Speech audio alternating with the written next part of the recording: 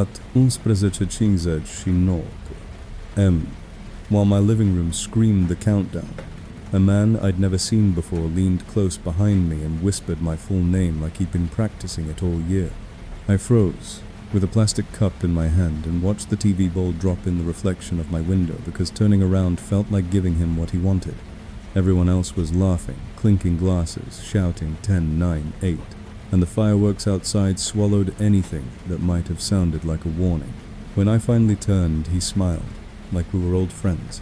Tall, early 30s, plain black jacket, no party hat, no glitter, and his red cup looked untouched. "Happy New Year, Maya," he said again, softer.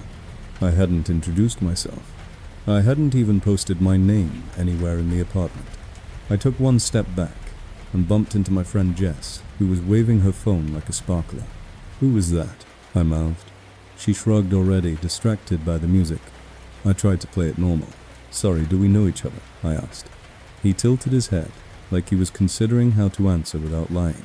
"You know Chris," he said, nodding toward my roommate across the room. "He told me to stop by.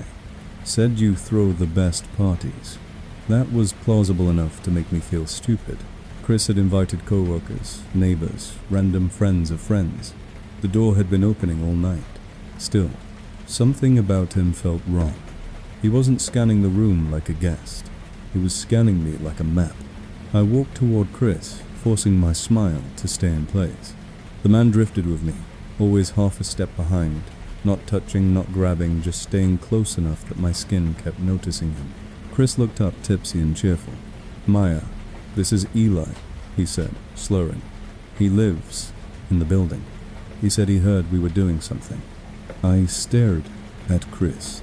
"You invited him." Chris blinked, like the question was complicated. "I mean, he was at the door. It's New Year's." Eli's smile widened a fraction. "See," he said, "new arm." I told myself to relax. I went to the kitchen for water, because water is what you do when you want to feel in control. Eli followed. "Smart," he said, watching me fill the glass. "Don't get sloppy tonight." What he said next was quiet, almost affectionate, and it made my stomach drop. "You always drink water after 2 cups, he whispered. "Your head hurts if you don't." My mind scrambled for a normal explanation. Maybe I'd mentioned it earlier. Maybe Jess had joked, but I hadn't. I knew I hadn't. I forced a laugh that sounded like a cough. "Okay, that is a weird thing to say." "It's not weird if you pay attention," Eli replied. "Most people don't pay attention." "I do." I stepped away and felt my phone buzz. "Unknown number. Don't lock your door." I stared at the message until the screen dimmed. Another text followed. "I'm not here to hurt you." My throat went tight. I typed, "Who is this?" 3 dots appeared immediately, like he was watching my screen. Then Eli, "Don't make a scene." I looked up. Eli was still in the kitchen, still smiling, still holding that untouched cup.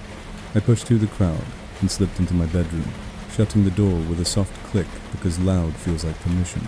My hands shook so badly I dropped my phone. Once, then twice. Outside, the party kept roaring safe and dumb and oblivious. Jess knocked a minute later. "You okay?" she asked. I opened just enough to pull her in and lock it again. "That guy," I whispered. "He texted me. He knows things." Jess's face changed from amused to careful. She checked the door, then checked the window. "Okay," she said. "We get Chris. We get everyone out." I nodded, and that's when another text lit my screen. "I'm in your house. Maya." I swallowed hard. "No," Jess muttered. "No. We call 911. She dialed. The call rang, then stalled. No connection. She tried again. Same. From the hallway, the music dipped for a beat, and in that thin quiet, we heard it 3 soft taps on wood, a pause, then 3 more, polite, like someone asking to be let in. It wasn't on my bedroom door. It was on the closet door inside my room. We stared at the closet handle like it could turn into a mouth. I kept replaying every smile from earlier in the night, and wondering which one had been permissioned. The fireworks made everyone bold, but they also made everyone sloppy and humid. I could hear people outside yelling Happy New Year, like the words could protect them. My hands wouldn't stop shaking, and the cup in my palm creaked like thin ice. I tried to think like a grown adult and list facts, but my body kept counting the seconds instead. Every time the music dipped, I expected to hear a footstep that didn't belong. It wasn't the threat that scared me most. It was how confident he sounded about the routine. I realized I had posted my location earlier, without thinking just a glittery story that vanished in 24 hours. The more I tried to be calm, the more my apartment felt like a stage waiting for a cue. I promised myself I'd never confuse politeness with safety again.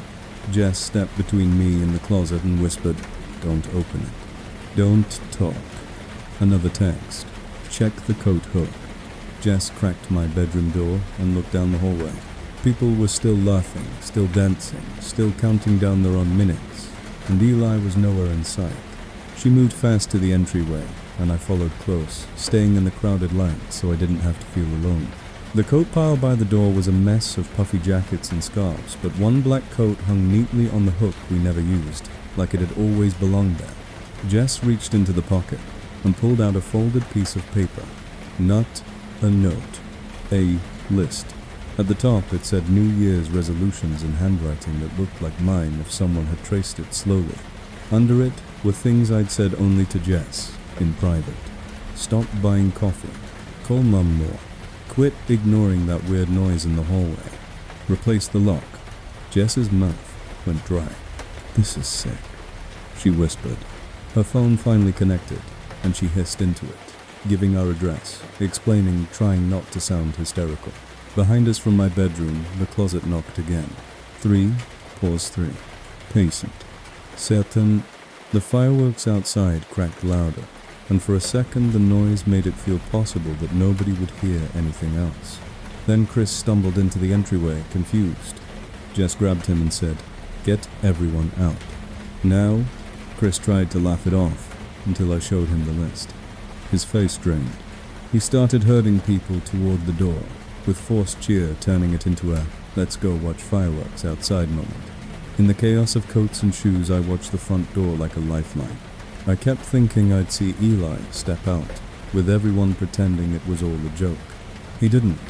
Once the apartment was mostly empty, Jess stayed with me in the hallway, while the dispatcher asked questions.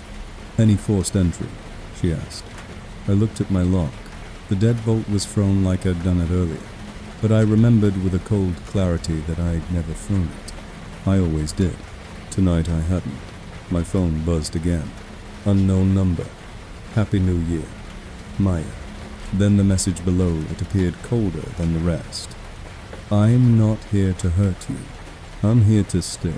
From inside my bedroom closet, Eli's voice whispered through the crack, calm and familiar, like we were sharing a private toast.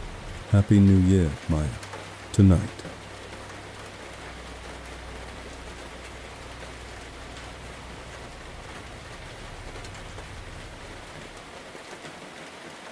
At Dois Przyjdzie 0. The stranger's lips brushed my cheek in the crowded bar, and while the room roared Happy New Year, he whispered warm against my ear, "You're going to come home with me." I laughed, because that's what people do when they're trying to keep a situation from turning dangerous in front of witnesses. Glitter hung in the air, champagne soaked the floor, and bodies pressed together like the crowd itself was a shield. My friend Leela had dragged me out to prove my breakup didn't get to ruin my holiday, and for the first hour it worked. Then the countdown hit, and the room became a single loud animal. I pulled back from the stranger, trying to smile without inviting more. "No, I'm with my friend," I said. He smiled, like I'd teased him. "I know," he replied, and he nodded toward Lila without even looking. Red dress, gold earrings. She's busy. My skin prickled. I hadn't said her name. I hadn't told him anything. I turned to Lila, but she was already kissing her boyfriend, hands on his face, eyes closed, lost in the moment. The stranger slid closer, perfectly timed, like he'd waited for the exact second I would be alone. "I'm Drew," he said. "What's your name?" I lied. "Sam," I said. It came out too fast. "Sam," he repeated, savoring it, like he wanted to keep it. Then very softly he said, "That's not it." I stepped away and tried to push through the crowd toward the bathroom, because bathrooms are where people accept you being rude. He moved with me. When I stopped, he stopped. When I turned, he turned. It felt like dancing with someone who didn't need music. In the mirror by the restroom, I saw him behind me watching my reflection instead of my face, like he wanted to memorize the version of me I couldn't control. I texted Lila, "Come with me now." She replied a minute later with a selfie and the caption, "Oh my God, New Year, new me." When I came out, Drew was waiting by the door, cup untouched in his hand. "You okay?" he asked, too polite. "I'm meeting my friend," I said, and stepped past. He let me pass, like a gentleman, then fell into step beside me. "It's dangerous out tonight," he said. "People get sloppy. People disappear between fireworks." "Leave me alone," I snapped. He lifted his hands, like I'd misread him. "I'm trying to help," he said, and he sounded offended, like safety belonged to him. I pushed toward the exit. The bouncer stamped my wrist, and cold air hit my face like a slap. The street was a mess of horns and distant fireworks. Couples stumbled laughing. Someone yelled "Happy New Year" from a passing car. I walked fast toward the rideshare pickup zone. Keys threaded through my fingers, like my mum taught me. I felt safer under the open sky until I heard footsteps match mine. I glanced back. Drew had followed me out. No rush, no anger, just steady, like he had all night. I ducked into a bright corner store and pretended to browse gum. He waited outside the window, hands in pockets, watching the door. My phone buzzed with a calendar notification I hadn't created. Midnight Kiss, 1200 a.m. Location, your apartment. There was no decline option, only accept. I deleted it. It reappeared instantly. My rideshare pulled up with my name, and I moved fast. I yanked the back door open and slid in, breath shaky. "Please go," I told the driver. Drew leaned down to the open window. Smile, gentle. "Happy New Year," he said to the driver, like they were friends. The driver chuckled, because people chuckle when they don't want conflict. I slammed the door, and the car rolled out. Halfway home, my phone buzzed with a text from an unknown number. "Nice, try." Then another "You forgot your real name." I stared at the screen, and the driver asked if I was okay. I lied again. "Yeah," I said, "just tired." When we reached my building, I waited until the car was gone before I ran inside. I threw the deadbolt and checked the chain. My apartment was dark, except for the string lights in the window, glowing faintly like a beacon I'd never meant to advertise. I stood still and listened. For a few seconds there was nothing, and my lungs finally filled. I kept replaying every smile from earlier in the night, and wondering which one had been permission. The fireworks made everyone bold, but they also made everyone sloppy, and he knew it. I could hear people outside yelling, "Happy New Year," like the words could protect them. My hands wouldn't stop shaking, and the cup in my palm creaked like thin ice. I tried to think like a grown adult and list facts, but my body kept counting the seconds instead. Every time the music dipped, I expected to hear a footstep that didn't belong. It wasn't the threat that scared me most. It was how confident he sounded about the routine. I realized I had posted my location earlier, without thinking, just a glittery story that vanished in 24 hours. The more I tried to be calm, the more my apartment felt like a stage waiting for a cue. I promised myself I'd never confuse politeness with safety again. My phone buzzed again. "Unknown number, check your closet." I didn't move. In the silence, I heard a soft sound from the bedroom. 3 taps a pause, 3 taps polite, as a reminder. Not on the front door, not on the window, on the thin wood of my closet. I backed away and dialed 911. The line rang once, then instead of a dispatcher, I heard a man breathe softly and whisper close and warm, "Happy New Year." The call dropped. My calendar event changed by itself, from invite to accepted. The closet handle clicked once, testing, and through the thin crack his voice whispered calm and satisfied. "You did come home with me. Tonight."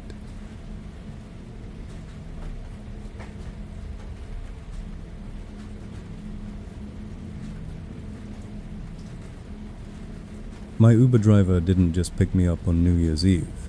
He tried to keep me as the last trip of his night. At 12:13, opt 13. I stumbled out of my friend's apartment building with glitter in my hair and the kind of tired happiness that makes you stop checking over your shoulder. The fireworks were still popping somewhere downtown, muffled by winter air, and the street was slick with confetti and slush. My phone showed driver arriving in 1 minute, a grey sedan with a plate I won't forget. When the car pulled up, the hazard lights blinked like a friendly wink, and the driver leaned across the passenger seat to pop the lock. "Happy New Year," he said. His voice was calm, warm, practiced. I slid into the back seat, shut the door, and watched the app confirm I was matched. "Destination?" he asked, even though the address was on his screen. I told myself not to be rude. "It's in the app," I said lightly. He nodded, as if agreeing with me then, didn't move. The car stayed parked. The heater blew lukewarm air that smelled faintly like cologne trying to cover cigarettes. On the app, the little car icon didn't advance. It just sat on the curb with me inside it, like a pin on a map. "You're not going?" I asked. He smiled in the mirror. "I'm waiting for you to confirm," he said. "Confirm what?" "Your address," he replied, and his tone made it sound reasonable, like I was the one complicating things. I glanced at my phone. The ride details were normal, but a new banner had appeared at the top. Verify pickup. A button pulsed. Confirm. I didn't press it. I'd never seen that screen before. "I'm already in the car," I said. "Just drive." His smile held. "People get in the wrong car tonight," he said. Drunk. Confused. I don't want problems. I looked at his center console and saw his phone mount was empty. No second phone, no navigation. Just a clean dashboard and a small digital timer near the vent counting upward like a stopwatch. My skin prickled. "Let me out," I said. He didn't argue. He didn't unlock. He just kept his hands resting on the wheel at 10 and 2, like a statue of good behavior. Outside, a group of strangers wandered past, laughing, too wrapped in their own night to notice mine. My phone buzzed with a text from an unknown number. "Don't slam my door." My stomach dropped. I hadn't given the driver my number. I typed back, "Who is this?" 3 dots appeared immediately. "Then your driver." Confirm. I hit the emergency share ride option. The screen spun, then returned to the same pulsing button. Confirm. The driver's voice softened. "I'm not trying to scare you," he said. "I'm trying to keep you safe." I laughed, once sharp. By locking me in, he shrugged like I'd misunderstood. "The locks are automatic," he said. "It's the sitting safety feature." I tested the handle again. It didn't budge. I leaned forward and asked, "Can you turn that off?" He looked at me in the mirror with something like sympathy. "Not while the trip is active," he said. On my screen, the trip hadn't started. The meter wasn't running. It was paused in a limbo where I couldn't cancel without a fee, and he couldn't be rated. He was keeping me in a grey area, the same way he kept the car at the curb. Another text appeared. "You look pretty in silver." I wore a silver top, under my coat, but still. My throat went tight. "Open the door," I said. Louder. He finally moved his right hand not to the lock, but to the hazard button, clicking it off, then on like a signal. "The world is loud tonight," he said. "Nobody hears anything. That's why I like New Year's." My heart hammered. I forced myself to think. If I couldn't get out, I needed attention. I rolled down my window an inch and tried to wave at a passing couple. Before I could speak, the driver said calmly, "If you scream, I'll say you're drunk and I'm trying to help. People will believe me." The couple walked by without looking faces lit by fireworks. My phone buzzed again, but this time it wasn't a text. It was a calendar event, one I didn't create, midnight trip 1217A. M. Location with driver. The status read. Accepted. I swallowed and did the only thing that felt like breaking the script. I pressed the car's door lock button from the inside. Nothing happened. The driver's smile tightened. "See," he said. "Trips. Active." I reached down, found the manual lever, and yanked. Still nothing. I looked around for a window breaker. A seatbelt cutter. Anything. Just clean upholstery and an air freshener shaped like a snowflake. I tried the app's help menu again, and this time my screen flashed a message, driver waiting. Then it changed to driver watching. The driver turned his head slightly, not enough to face me, just enough to let me know he'd noticed my reaction. Confirm your address, he repeated, patient as a clerk. Or we sit here all night. I pictured my apartment, the empty hallway, my roommate asleep, my neighbors half drunk. I pictured this car waiting outside like a trap with wheels. I'll give you a different drop-off, I said quickly. The corner store, 2 blocks. He nodded, like that was reasonable. Say it out loud, he said. No, I whispered. His smile returned. Then type it, he said. I typed the corner store address into the in-app chat. Immediately a new text from the unknown number appeared. Too far. The driver sighed, like I'd disappointed him. You're making this hard, he said. I forced my voice steady. Let me out and I won't report you, I lied. He chuckled softly. Report me to who, he asked. You never confirmed the ride. Outside, another burst of fireworks lit his face for half a second, and in that flash, I saw the wet shine in his eyes, like he was enjoying the timing. I made my decision without thinking. I opened my wallet and threw my credit card out the cracked window onto the sidewalk. The driver's head snapped a fraction. What did you do? My card, I said loudly to the street, to the passing people, to the cameras. I dropped my card. I shoved the window down and leaned out, waving both arms. Hey, I dropped my card. Can someone help? A man across the street paused. He looked at me, then at the driver, then back. The driver's hand moved to the lock. The door clicked.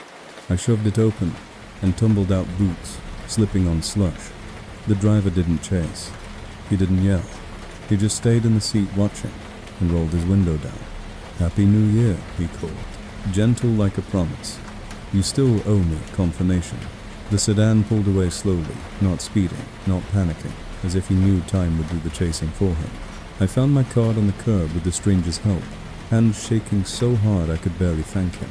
When I ran back inside my building, I threw the deadbolt and pressed my ear to the door, listening for footsteps.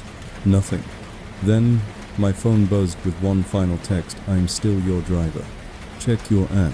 I opened it. The ride was still active. The car icon sat on my street, not moving as if he'd parked nearby. The app asked the same question again, pulsing like a heartbeat. Confirm pickup at 1227A. In the quiet of my apartment, I heard 3 soft taps from inside my closet door. A pause, then 3 more, polite, as a reminder. And in the silence between the knocks, my phone screen changed by itself from confirmed to accepted, as if someone else had pressed it for me. Then very softly, from the dark space behind my coats, the driver's voice whispered my name like a drop-off point. Home.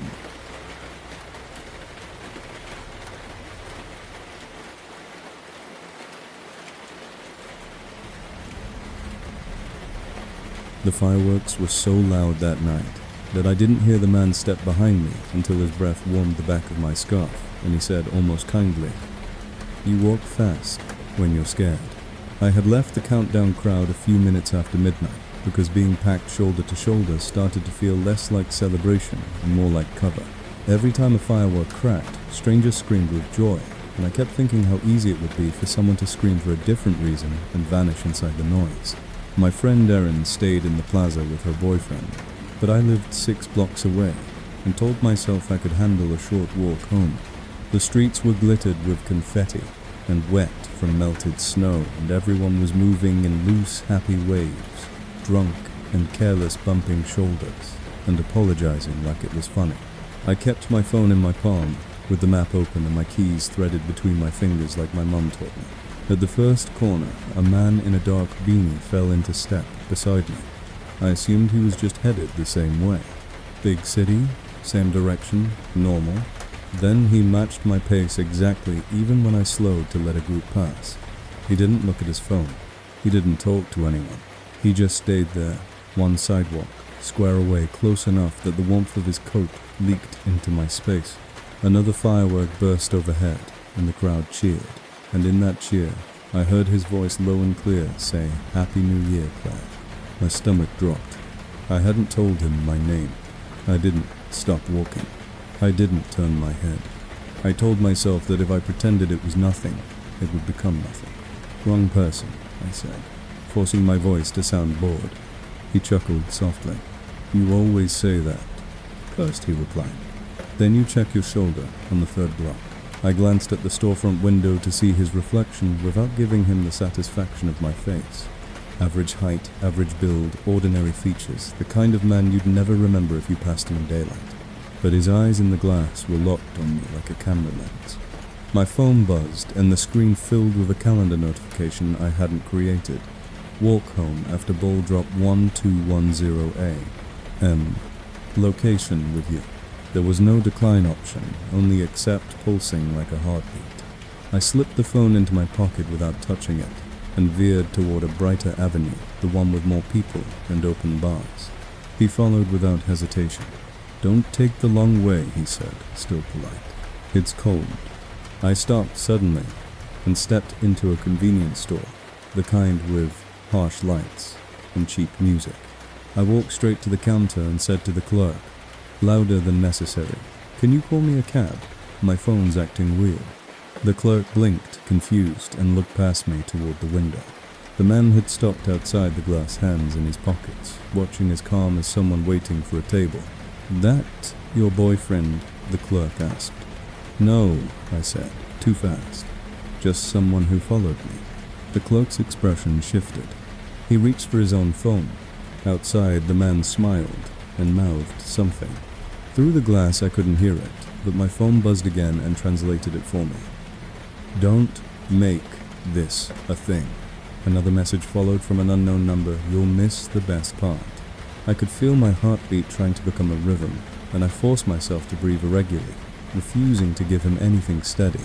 The clerk asked what my address was for the cab, and my throat tightened, because the man outside leaned closer to the glass, as if he could hear the question through it.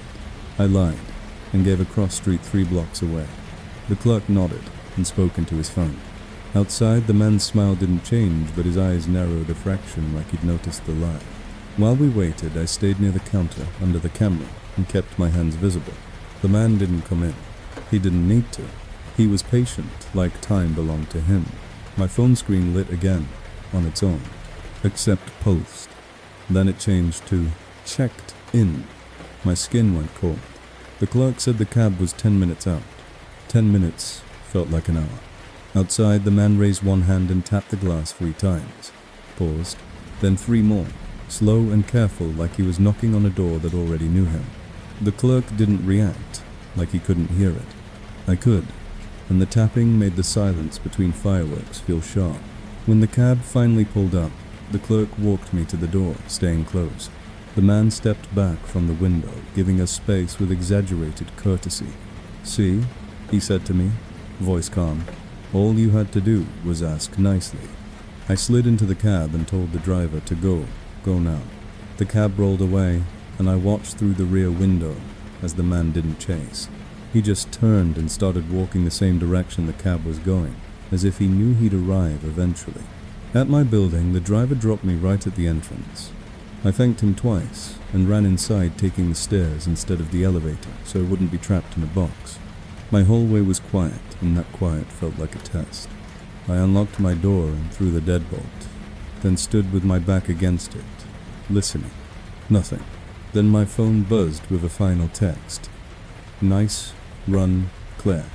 I stared at the screen, shaking. "How do you know my name?" I typed back before I could stop myself. 3 dots appeared immediately. Then, "From your mail." My blood ran cold because my mailbox was downstairs inside the locked lobby and I hadn't checked it tonight. I walked to the kitchen window and looked down at the street. Under the streetlight, by my building's entrance, the man stood perfectly still, head tilted up as if he could see through floors. He lifted his hand and waved, once slow, friendly, like a neighbor. My phone buzzed again, and this time the calendar event opened itself to show a location update now inside. I spun toward my apartment, heart hammering, and listened. I checked the deadbolt and the chain twice, and everything was exactly where I'd left it, which should have calmed me, but somehow made it worse, like the building itself was agreeing to lie. My phone still displayed the event, and beneath the title it listed a participant count 2. A text from an unknown number arrived. You left your mail slot open. I stared at the slot. It was shut. Then it clicked and folded down by itself gently, like a mouth deciding to speak, and a cream envelope slid through onto my rug. On the front was my full name in block letters, and one line underneath. Next stop. I didn't touch it.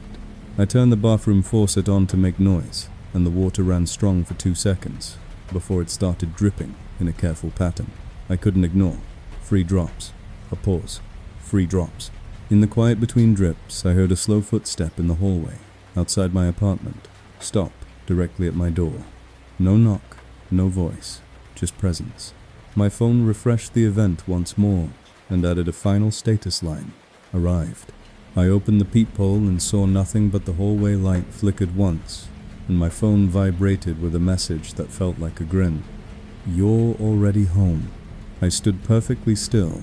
From the other side of my closet door in the bedroom came 3 soft taps, a pause, then 3 more, careful and polite.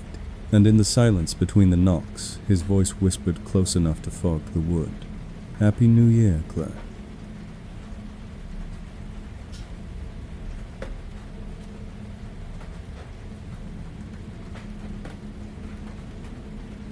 The first time I heard Happy New Year whispered from my closet, I thought it was a prank, until I remembered I live alone, and my front door never opened.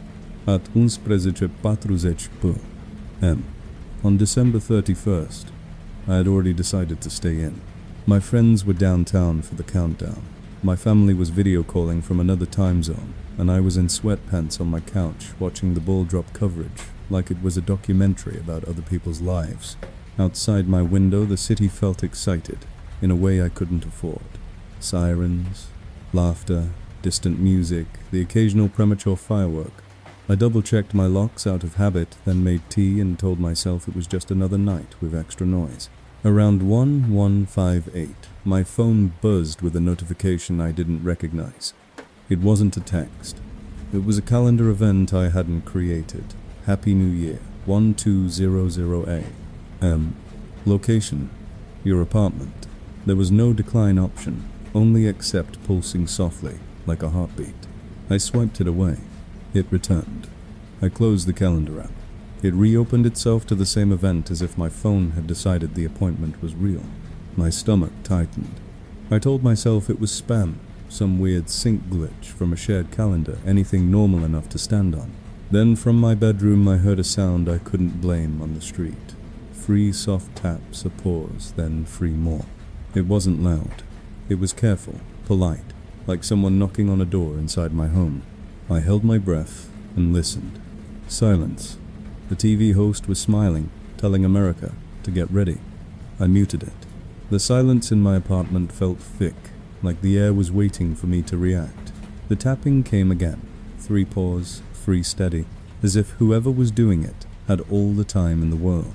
I stood up slowly, heart hammering, and walked toward my bedroom with my tea still in my hand, like the mug could make me brave. The tapping wasn't at my front door. It wasn't at my window. It was coming from my closet.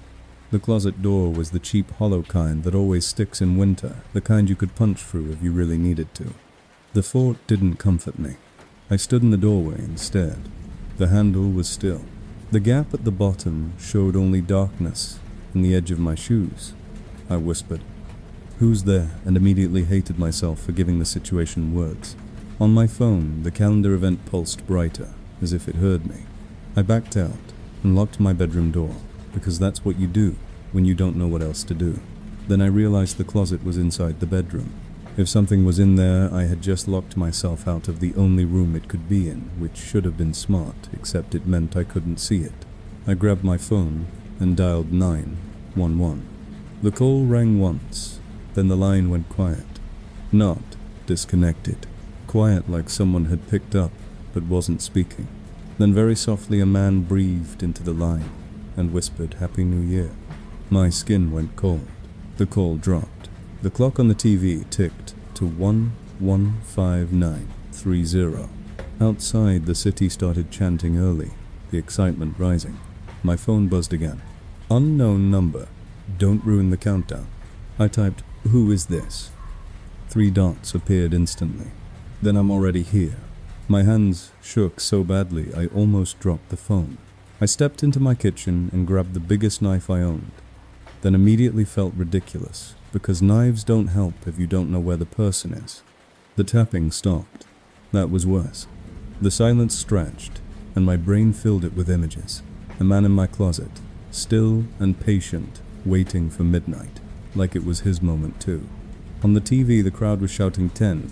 I stood in the hallway with my back to the wall, staring at my bedroom door like it might move. 9. My phone screen lit by itself. The calendar event opened. Accept. Pulsed. 8. The bedroom door handle twitched once, just slightly, as if someone tested it and decided to wait. 7. I could hear my own breathing, loud and wet. 6. The closet door inside the bedroom creaked faintly, like weight shifting behind it. 5. The building's heat kicked on a low hum, and for a second I thought maybe everything was normal. 4. A soft whisper slipped under the bedroom door. Not words I could fully hear, but the shape of a voice. 3. My phone buzzed. Accepted. I hadn't touched it. 2. The city outside exploded with pre-fireworks pops. 1. The TV screamed, "Happy New Year," and confetti rained on strangers I didn't know. In my apartment, in the quiet between the TV's cheering and the distant fireworks, I heard it clearly from inside my bedroom closet, close enough to fog the wood, "Happy New Year." Then my closet door clicked, not opening, just unlocking, like it had never been latched from my side at all. I didn't move. I couldn't. My phone received one final message from the unknown number. "You invited me when you watched alone." I stood there, shaking knife useless in my hand, and realized the worst part was that nothing forced its way in. The locks were intact. The windows were shut. The only thing that changed at midnight was the assumption that I was alone. When dawn finally came, I opened the bedroom door, with the knife held out like a bad movie, and found the closet exactly as I'd left it. Coats, boxes, nothing out of place. Except on the floor, perfectly centered like an offering was a party horn, the cheap kind that unrolls when you blow it. Next to it lay a folded note in block letters, "Thank you for letting me celebrate." That night, at 1158, my calendar event appeared again, already created for next year, and the location field didn't say my apartment anymore. It said, "Wherever you go, tonight."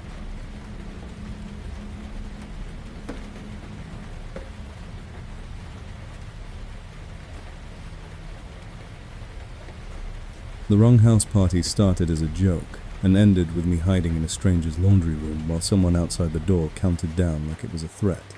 On New Year's Eve, my roommate Nina and I were supposed to meet friends at a townhouse across town. An open invite, someone's cousin's place, the kind of party where the address gets texted last minute because nobody wants it shut down. We took a rideshare through streets, packed with people, and glitter, and coats, horns blaring, fireworks, cracking early the city loud enough to make you careless. When we got dropped off, the driver pointed at a row of identical townhomes and said, "That one right because the pin hovered on the block, not a number." I checked my phone. The message from our friend only said, "Blue door, come in." Half the doors on the street were painted some shade of blue. We laughed tipsy from pregame and picked the one with the brightest porch light, because bright feels safe. The door was unlocked. Music thumped inside. We noticed what we want to notice. We stepped in, shouted Happy New Year, and nobody challenged us. People in coats were piled by the entryway. A woman in a sequin top handed me a cup without asking who I was. Nina grinned like we'd hacked the night. For the first 10 minutes, it felt like we had. Then I started seeing details that didn't fit. The music wasn't party pop. It was low and old, like jazz played too slow. Nobody was counting down yet, but a wall clock in the living room ticked loudly, almost highlighted. A group of men stood in the corner, not talking, just watching the front door like they were expecting someone. And every time I moved, I felt eyes follow me, not in a flirtatious way, in a counting way. Nina nudged me and whispered, "This is weird." Before I could answer, my phone buzzed with a calendar event. I hadn't created wrong house, party 1200A. M. Location, inside. There was no decline option, only accept, pulsing softly. I stared at it until my screen dimmed. Nina's phone buzzed too. She showed me hers. Same event. "Okay," she whispered. "We leave." We tried to act normal. We set our cups down. We threaded through the crowd toward the entryway. A man stepped into our path, as if he'd been waiting for that exact moment. Mid-30s, clean haircut, no hat, no glitter, just a dark sweater like he'd dressed for an office. He smiled politely. "Leaving already?" he asked. "We're at the wrong place," Nina said, laughing like it was a cute mistake. The man nodded like he understood, then didn't move. "Happens tonight," he said. "But you came in. That counts." My stomach tightened.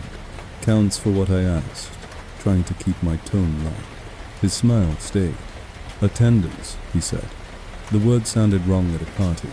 Another man, older, stepped closer behind him and gently shut the front door.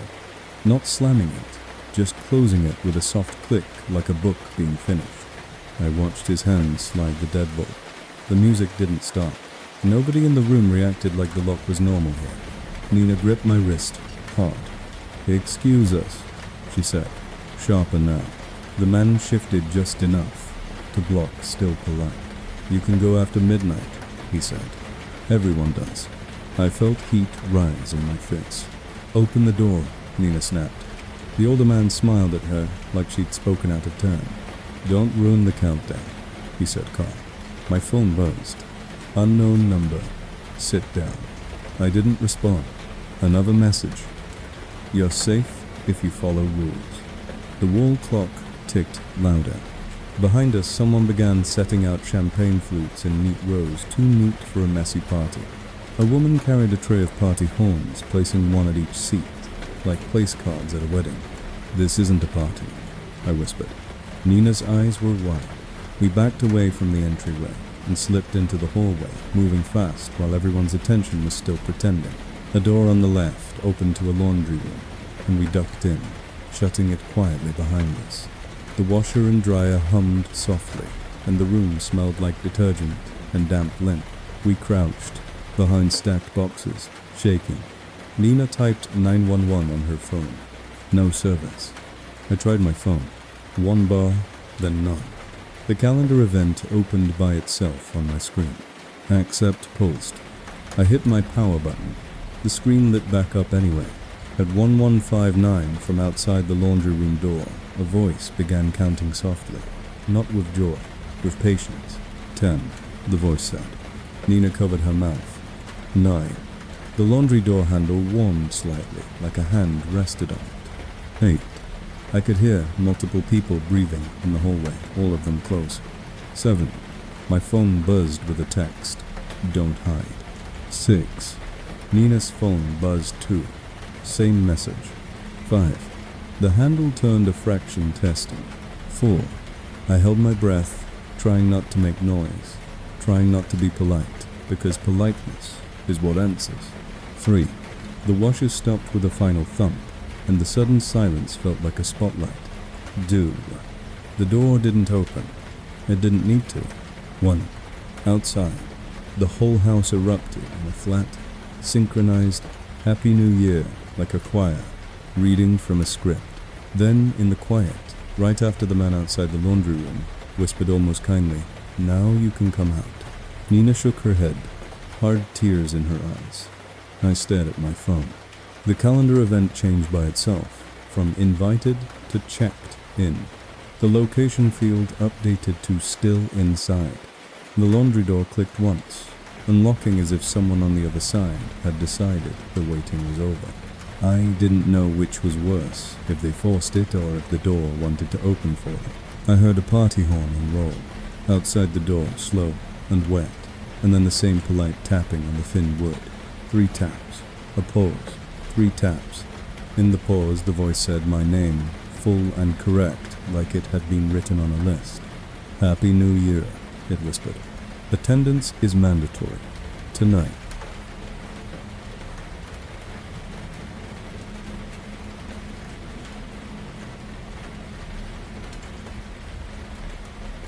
Fireworks were supposed to be the part of New Year's Eve that made me feel safe because noise means witnesses.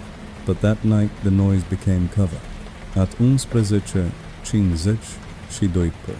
p.m. I was alone in my apartment, proud of myself for staying in and avoiding the drunk chaos outside. I had takeout on the coffee table, the TV on low, and my phone face down so I wouldn't doom scroll other people's parties. My building was old enough to creak in winter, so every pop in the walls had a reasonable explanation, and I clung to that like a rule. At 11:58, my phone lit up anyway, with a calendar event I didn't create. Fireworks 1200 a.m. Location home, with one pulsing button that said, accept. I swiped it away. It returned. I powered my phone off and told myself I was being dramatic. Outside, the first early fireworks cracked, and the sound rolled through the city like thunder. My windows flashed white, then dark. At 11:59, I got a text from an unknown number. Don't turn the lights off. My skin went cold because my living room lamp was already on, and I hadn't told anyone I was staying home. I typed, "Who is this?" 3 dots appeared immediately. Then I'm making sure you see me. I stood up so fast, my knees bumped the table. I checked the deadbolt, the chain, the window locks. Everything was set, nothing forced.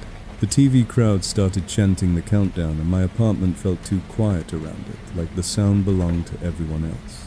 At 1200, the city exploded. Fireworks slammed the sky in rapid bursts, and the noise flooded my rooms through glass and brick, loud enough that I wouldn't have heard a shout, loud enough that I barely heard the softest sound at my kitchen window, a tiny metallic click, like a fingernail on a latch. I froze, listening, but the fireworks kept detonating, covering everything. My phone buzzed again. They're really loud, right? Then another. You won't hear me, come in. I backed away from the window and grabbed my phone, trying 911. It rang once, then stalled, not disconnected, just dead air, like someone had picked up and decided to listen instead of speak. In the silence on the line, I heard a faint smile in a man's voice. Happy New Year. The call dropped. My calendar reopened by itself, and the event now read, accepted. I hadn't touched it. I tried to breathe slowly, irregularly, refusing to give my body a steady rhythm, and I forced myself into motion. I turned every light on, not because it would stop anyone, but because darkness makes you polite and quiet, and I didn't want to be polite. I pulled the blinds open so the building across the courtyard could see in, then immediately hated that idea because it meant someone could see in. The fireworks outside kept roaring, masking everything, and that's when I saw it. A dark shape on my fire escape, 1 floor below, moving with careful patience. My building had a shared fire escape ladder that ran up the back like a spine, and I could see the metal rungs through my kitchen window. The figure climbed without hurry, pausing between bursts of light using the flashes like timing.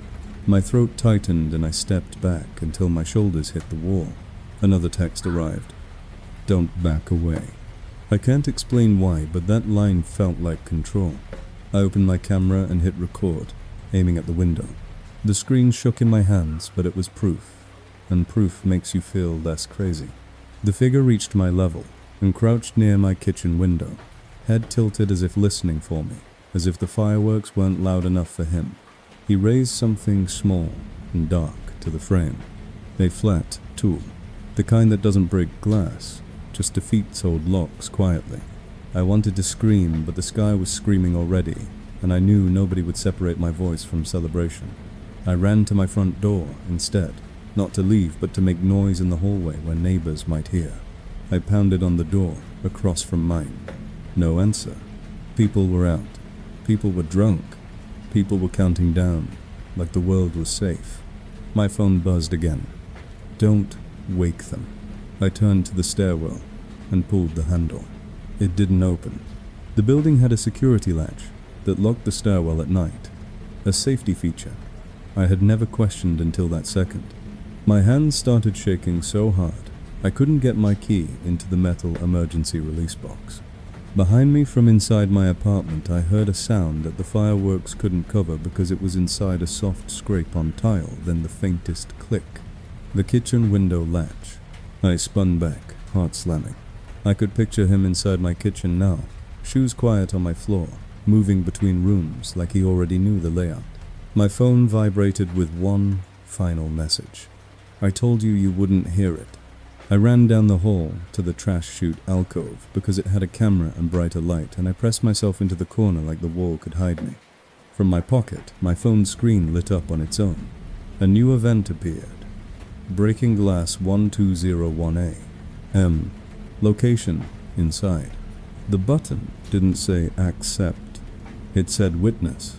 Then from behind my apartment door down the hall, I heard it not a crash, not a break. Just a gentle tap against wood, a pause, then another gentle tap, as if someone was checking the tone of my door like a musician. A voice followed, calm and close, even from that distance, as if he knew exactly where I was listening. Fireworks cover everything he said, but you're listening for me now. I stayed frozen until the building's main lobby door buzzed open for someone downstairs, and the hallway briefly filled with footsteps and chatter. I used that moment like oxygen. I ran. I shoved past the elevator and took the stairs anyway, pushing through the security latch with my shoulder while the door was still cycling from the lobby entry. I burst outside into cold air and noise, and the street was full of people cheering at the sky, phones up, faces lit by flashes. I tried to yell for help, but my voice caught in my throat. I turned and looked up at my unit's window. My living room lamp was still on. The curtains moved, once just slightly, like a hand had brushed them aside. My phone buzzed in my palm with a last text from the unknown number. See you heard nothing. Happy New Year. Then, as the fireworks faded, my screen showed the event status change by itself from accepted to completed, like the night had gone exactly the way it was planned. I didn't go back inside alone. I waited in the street until I could get through to 911. And when officers arrived, they stopped treating it like a scare story. The moment they saw the scuffs on the fire escape ladder and the tiny pry marks on my kitchen window frame, they cleared my apartment while I stood in the hallway listening to my own breathing. Nothing was stolen. Nothing was knocked over. The only change was on my coffee table. A spent firework casing, still smelling of smoke, taped to a strip of paper that read in careful block letters, "Thank you for watching with me." My phone buzzed again, with a new calendar event already scheduled for next year. Fireworks 1200A. Location, where you sleep. Before the officer could ask what that meant, an unknown text arrived. Next year you won't need fireworks to miss the sound. Tonight. The officer asked if anyone else had a key, and I heard myself say no, even as my calendar event reopened by itself. Status stamped accepted like a receipt I couldn't return. My phone buzzed once more with a final text.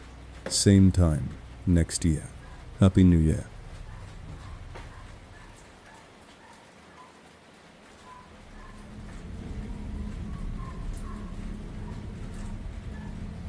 The resolution list showed up in my mailbox before I had even decided what I wanted to change, and that's how I knew someone had been planning my year for me. On December 31st, I came home early from a small friend gathering. Not a bar, not a crowd, just four of us in a warm apartment watching the ball drop on TV. It was 1222 a.m. when I stepped into my building's lobby, cheeks still numb from the cold. Glitter stuck to my coat from someone's hug. The lobby was quiet, except for the distant pop of fireworks outside and the dull hum of the vending machine. My phone buzzed as the elevator doors closed, and a calendar event I hadn't created opened full-screen resolution list 1223A. Location, your mailbox. The only button was accept. I told myself it was spam and hit the side button to lock my screen. It lit right back up to the same event, pulsing softly like a heartbeat. When I reached my floor, the hallway was empty, but I could smell someone's cheap champagne and stale cologne as if a party had passed through and left residue. I went straight to my door, locked it, then stood with my hand on the deadbolt, longer than necessary, listening for a second set of footsteps that never came. Because the event had named my mailbox, I tried to ignore it on principle, but curiosity has a way of sounding like logic at 1230A. I went back downstairs, telling myself I was just checking for a delivery I'd forgotten. The lobby mail wall was a grid of small metal doors with name tags taped above them. My box wasn't forced. The slot wasn't bent. It opened with my key, like always. Inside sat a single cream envelope with my full name printed in block letters. No stamp, no return address, perfectly scented, as if someone cared about presentation. I didn't open it right away. I held it up to the lobby camera like that would matter later. Then I tore it carefully, because careful is what you do when you don't want to admit you're scared. Inside was one sheet of paper titled New Year's Resolutions, written in handwriting that looked like mine if someone had slowed it down and traced every curve. Under the title was a numbered list. E. Stop walking home alone after dark. R. Replace your front door. Strike plate. Sen. Stop leaving your curtains open when you shower. Su. Stop using the same passcode. Wu. Stop trusting your neighbors. Lu. Call your mom back. T. Stop pretending you don't hear footsteps in the hallway. My mouth went dry because half of those weren't resolutions. They were observations. The shower curtains one made my skin crawl. The footsteps one made my stomach drop because I had told myself the hallway noises were pipes, settling, and old carpet shifting. My phone buzzed again. Unknown number, good start. Another message followed immediately. You forgot the most important one. I typed, "Who are you?" 3 dots appeared instantly. Then someone who pays attention. I backed away from the mail wall and scanned the lobby. Empty. The vending machine lights reflected back at me like eyes. I wanted to run upstairs, but I forced myself not to, because running tells someone the right to chase. I walked to the front door and checked the street through the glass. Fireworks were still bursting in the distance, lighting up faces in passing cars. Nothing looked wrong. That didn't help.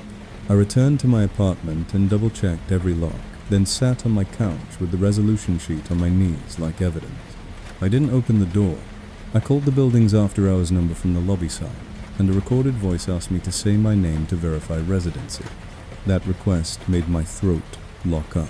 I hung up and called Jess instead, and she came over fast. When she arrived, she said the hallway smelled like cheap champagne, even though my apartment hadn't.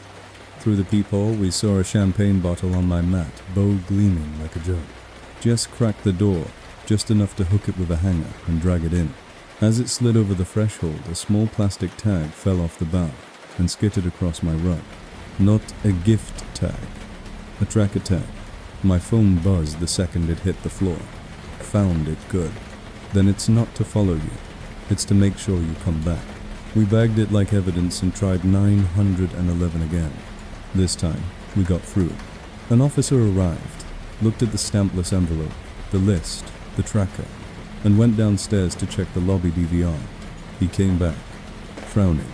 "DVR's unplugged," he said. "Clean pull, no mess." He told me to stay with a friend and change locks. While Jess helped me pack, I reached into my winter coat and felt something hard along the lining. I cut the seam and found a second tracker, taped inside, hidden, where I'd never noticed. My phone buzzed immediately. Resolution, #5. Stop trusting your neighbors. Jess stared at the closet and whispered, "How long has that been there?" I didn't have an answer, and not having an answer felt like the whole point. Jess told me to leave with her immediately. We stepped into the hall with my bag, and my phone buzzed with a photo I hadn't taken, the two of us reflected in my apartment's peephole taken from the hallway side. Under it was one line, "You pack slow when you're scared." The elevator arrived without being called doors open, like an invitation. Jess grabbed my arm and dragged me back inside instead. I realized then that the list wasn't advice, it was a script, and leaving was just another line he'd already planned for. At 2:15 she opta. While I was still sitting there with the lights on, trying to act like the next day would be normal, the calendar event popped again for the same minute, as if the night wanted a reset. Resolution list 100A. Location your apartment. Accept. I stood up suddenly, furious. I grabbed the paper and wrote across it in thick ink, "Leave me alone." I crumpled it and threw it in the trash. That should have felt finer. Instead, my phone vibrated with a new text. "You don't get to edit my list." Then, from inside my coat closet by the entryway, I heard a soft sound I couldn't blame on pipes. 3 gentle taps on the thin wood, a pause. Then 3 more polite, like someone checking if you're awake. My body went cold and hot at the same time. I stared at the closet door, willing it to stay still. The tapping came again, patient. On my phone, the accept button pressed itself. The event status changed to accepted, and in the quiet between the second and third tap, a man's voice whispered from the dark seam of the closet door, close enough to feel personal. "Resolution number 8, he said. "Let me in when I knock. Tonight."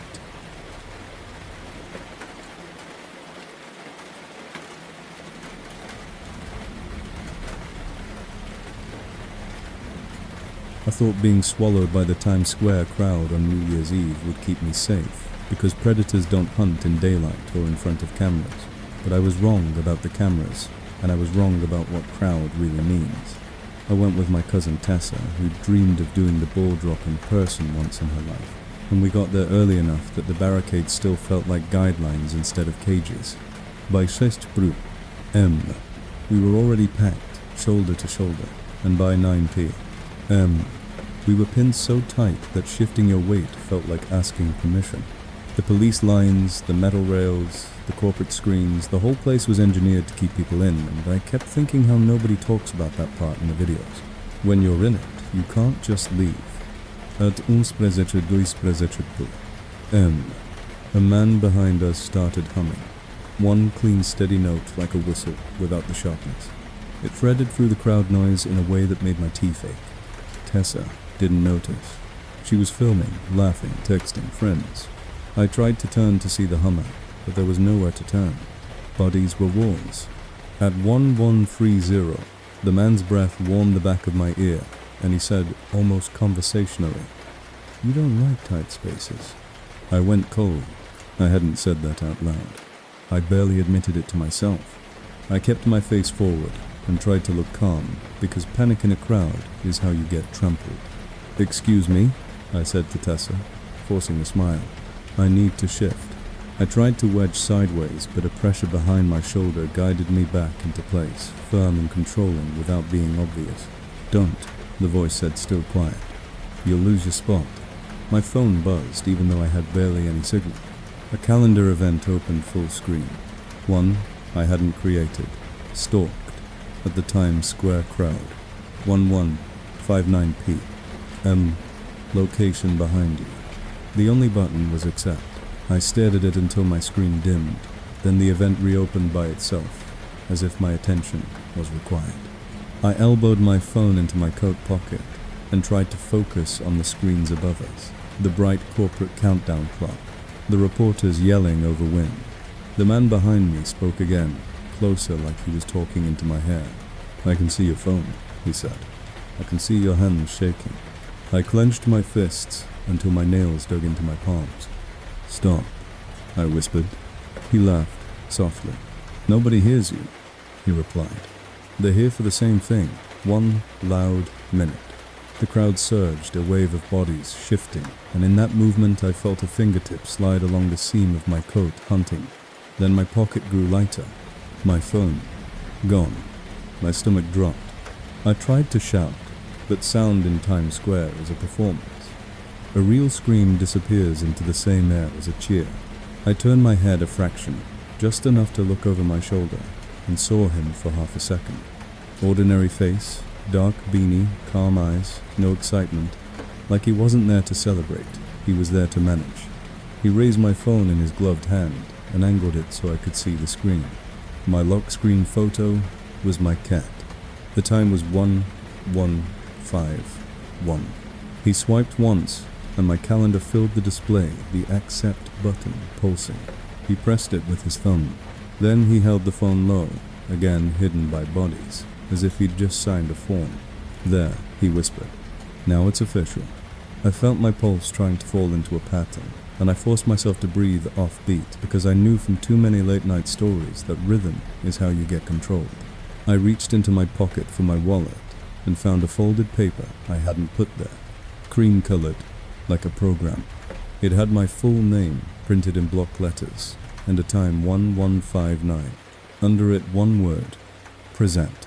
My throat locked. I didn't have room to freak out. I didn't have room to move. My mind started doing the only thing it could, scanning for help that wouldn't require leaving the barricade. Police were up front, faces hard, watching the crowd for fights. Cameras were everywhere, but cameras don't protect you. They record you. I leaned toward the woman in front of me, a middle-aged tourist with a knitted hat, and said as calmly as I could, "Someone stole my phone." She glanced back with mild annoyance, like I'd interrupted her holiday, and then looked forward again. The man behind me chuckled softly. "They won't help you," he said. "They're not here for you." The countdown clock on the giant screen flipped to 1158. The energy in the crowd changed, electric, hungry. People started yelling numbers early, practicing. The man behind me placed his hand flat between my shoulder blades, light enough to seem accidental, firm enough to guide. "Stand tall," he whispered. "Smile when they show you." "Show me," I asked, before I could stop myself. "The cameras," he replied, pleased. "You're going to be on a screen." I looked up, and for the first time I saw the roaming camera crane pivoting slowly over our section like a searchlight. When it paused, the big screen cut to a close-up of strangers kissing, laughing, waving. The crowd erupted each time someone saw themselves. A second later, the camera swung toward us. The man behind me leaned in, so his face stayed just out of frame, and he pressed my phone into my palm from behind like he was handing back a wallet. My fingers closed around it automatically. On the screen, a live feed popped up, my face tight, smile, eyes wide, and beneath it, a caption, like a joke from the production team. "First timer happy, New Year." The crowd cheered because they thought they were cheering for me. In my ear, the man whispered, "See, they're all watching you, and none of them are watching me." The camera moved on. The big screen changed. The crowd's attention evaporated as fast as it formed. My phone buzzed in my palm. A new text from an unknown number. "You look good on camera. Then don't try to leave." I showed Tessa the text, and she frowned, confused. But before she could react, the crowd surged again and separated us by inches that felt like miles. The big countdown clock hit 115930. The man's voice softened, almost tender. "Almost midnight," he said. "Almost your favorite part." I shook my head hard, trying to dislodge his words like water. "I don't know you," I whispered. He sighed, like I was being difficult. "You will," he replied. At 115950, the crowd began screaming 10, and the noise swelled so huge, it vibrated in my ribs. I realized the trap. In 10 seconds, everyone would scream and move and kiss and cover every sound with celebration. In 10 seconds, he could do anything, and the city would applaud the noise. When the crowd screamed 1, and confetti cannons blasted, I felt something slip into my coat pocket, a small hard object taped against the lining. A tracker. My phone buzzed with the calendar event again, and the status stamped itself. Accepted at 1200, exactly like the minute was a signature. In the roar, the man whispered the words that turned my blood cold because they sounded like a plan, not a threat. "Now I can always find you." When the crowd finally loosened around 1207, and police began moving people out in waves, I fought to stay near Tessa, and we pushed toward an exit corridor. I expected him to grab me then. He didn't. He didn't need to. As we reached the street, my phone received one final message. "Thank you for the camera lighting." Then the typing dots appeared again, slow and patient, and the last text arrived. "See you when the crowd is gone, tonight."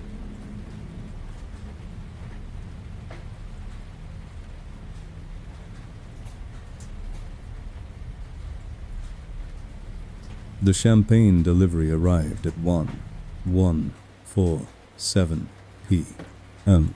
And if I had been a little less tired, a little less lonely, I would have recognized it for what it was. A stranger using the holiday like a key. I lived in a small apartment building where people still left packages in the lobby like the world was safe, and on New Year's Eve the whole place smelled like perfume and takeout and cheap bubbly. I was staying in Freshly Single, pretending it was a choice. My friend Danny had texted that she might swing by after midnight, and I'd been half hoping she would, and half hoping she wouldn't, because company is comfort until it's obligation.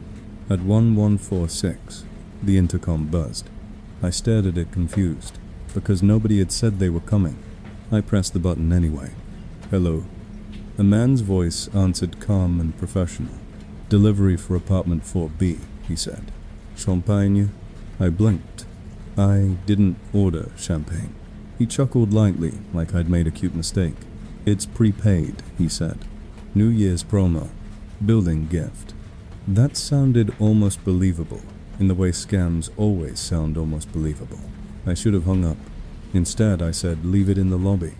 Building policy says signature, he replied smoothly. Just need you to come down and verify. My phone buzzed. A calendar event opened full screen, one I hadn't created. The champagne delivery, 1150p. M.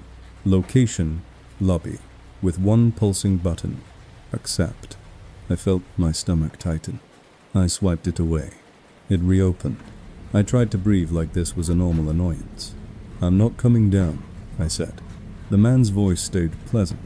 No worries, he said. I'll bring it up. Before I could enter the stairwell door in the hallway outside, my unit clicked softly. I froze.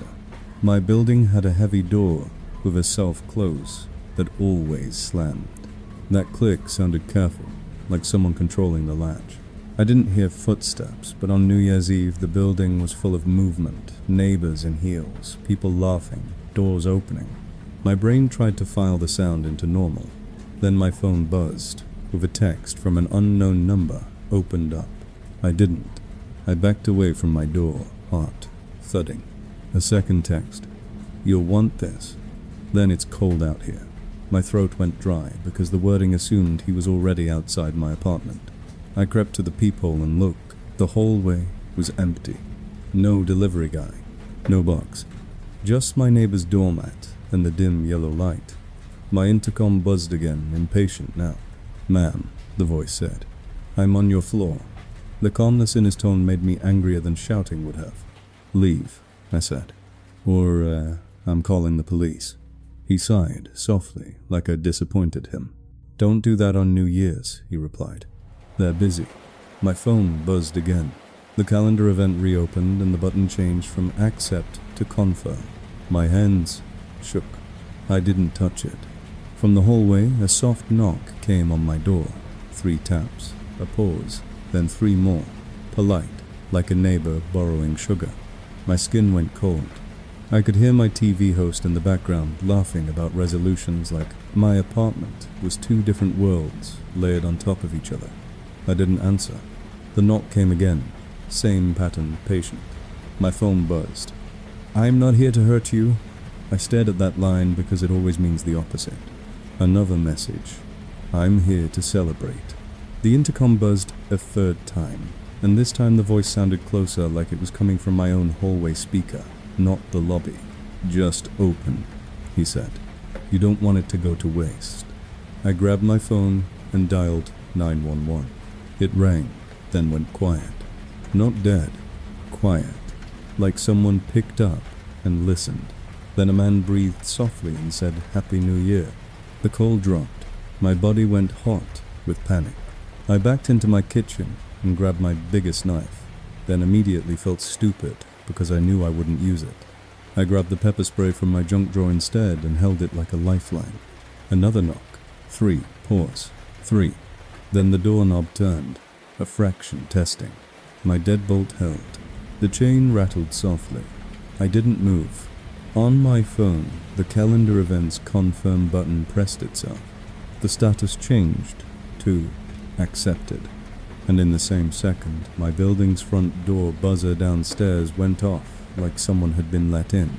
I heard footsteps, now slow and steady on the stairs, coming up as if the delivery man had decided to do it the hard way. But he was already on my floor, wasn't he? That's when I understood the voice on the intercom didn't have to be one man. It could be a recording. It could be someone using my building system like a puppet. The footsteps stopped, directly outside my door. Silence, then a soft sound like tape being peeled. Something slid through the gap under my door, onto my rug, a small black gift bag with a gold bow. I stared at it like it might move. My phone buzzed again. Open it. A second later, it's for you. I didn't touch it. I sprayed pepper spray into the air near the bag like an idiot because I didn't know what else to do. The bag didn't react. The silence stretched and the TV crowd started practicing the countdown in the background. At 1158, my lights flickered once. At 1159, the hallway light outside my door went out, plunging the peephole view into darkness. At 115930, the knock returned closer. Somehow 3 taps. Pause. 3 taps, like the wood itself was speaking. I stood in my kitchen, shaking, and watched the clock. When midnight hit, fireworks exploded outside, and the city screamed, and in that roar, my door handle turned harder. Not enough to break the deadbolt, just enough to show me it could. Then, in the quiet, right after the first wave of fireworks faded, a man's voice whispered through the mail slot, close enough to fog the metal. I waited until midnight. My phone buzzed with the final message, "Now, it's your turn." And from inside, the gift bag on my rug, came a soft metallic rattle, like a champagne cork being twisted loose. Tonight.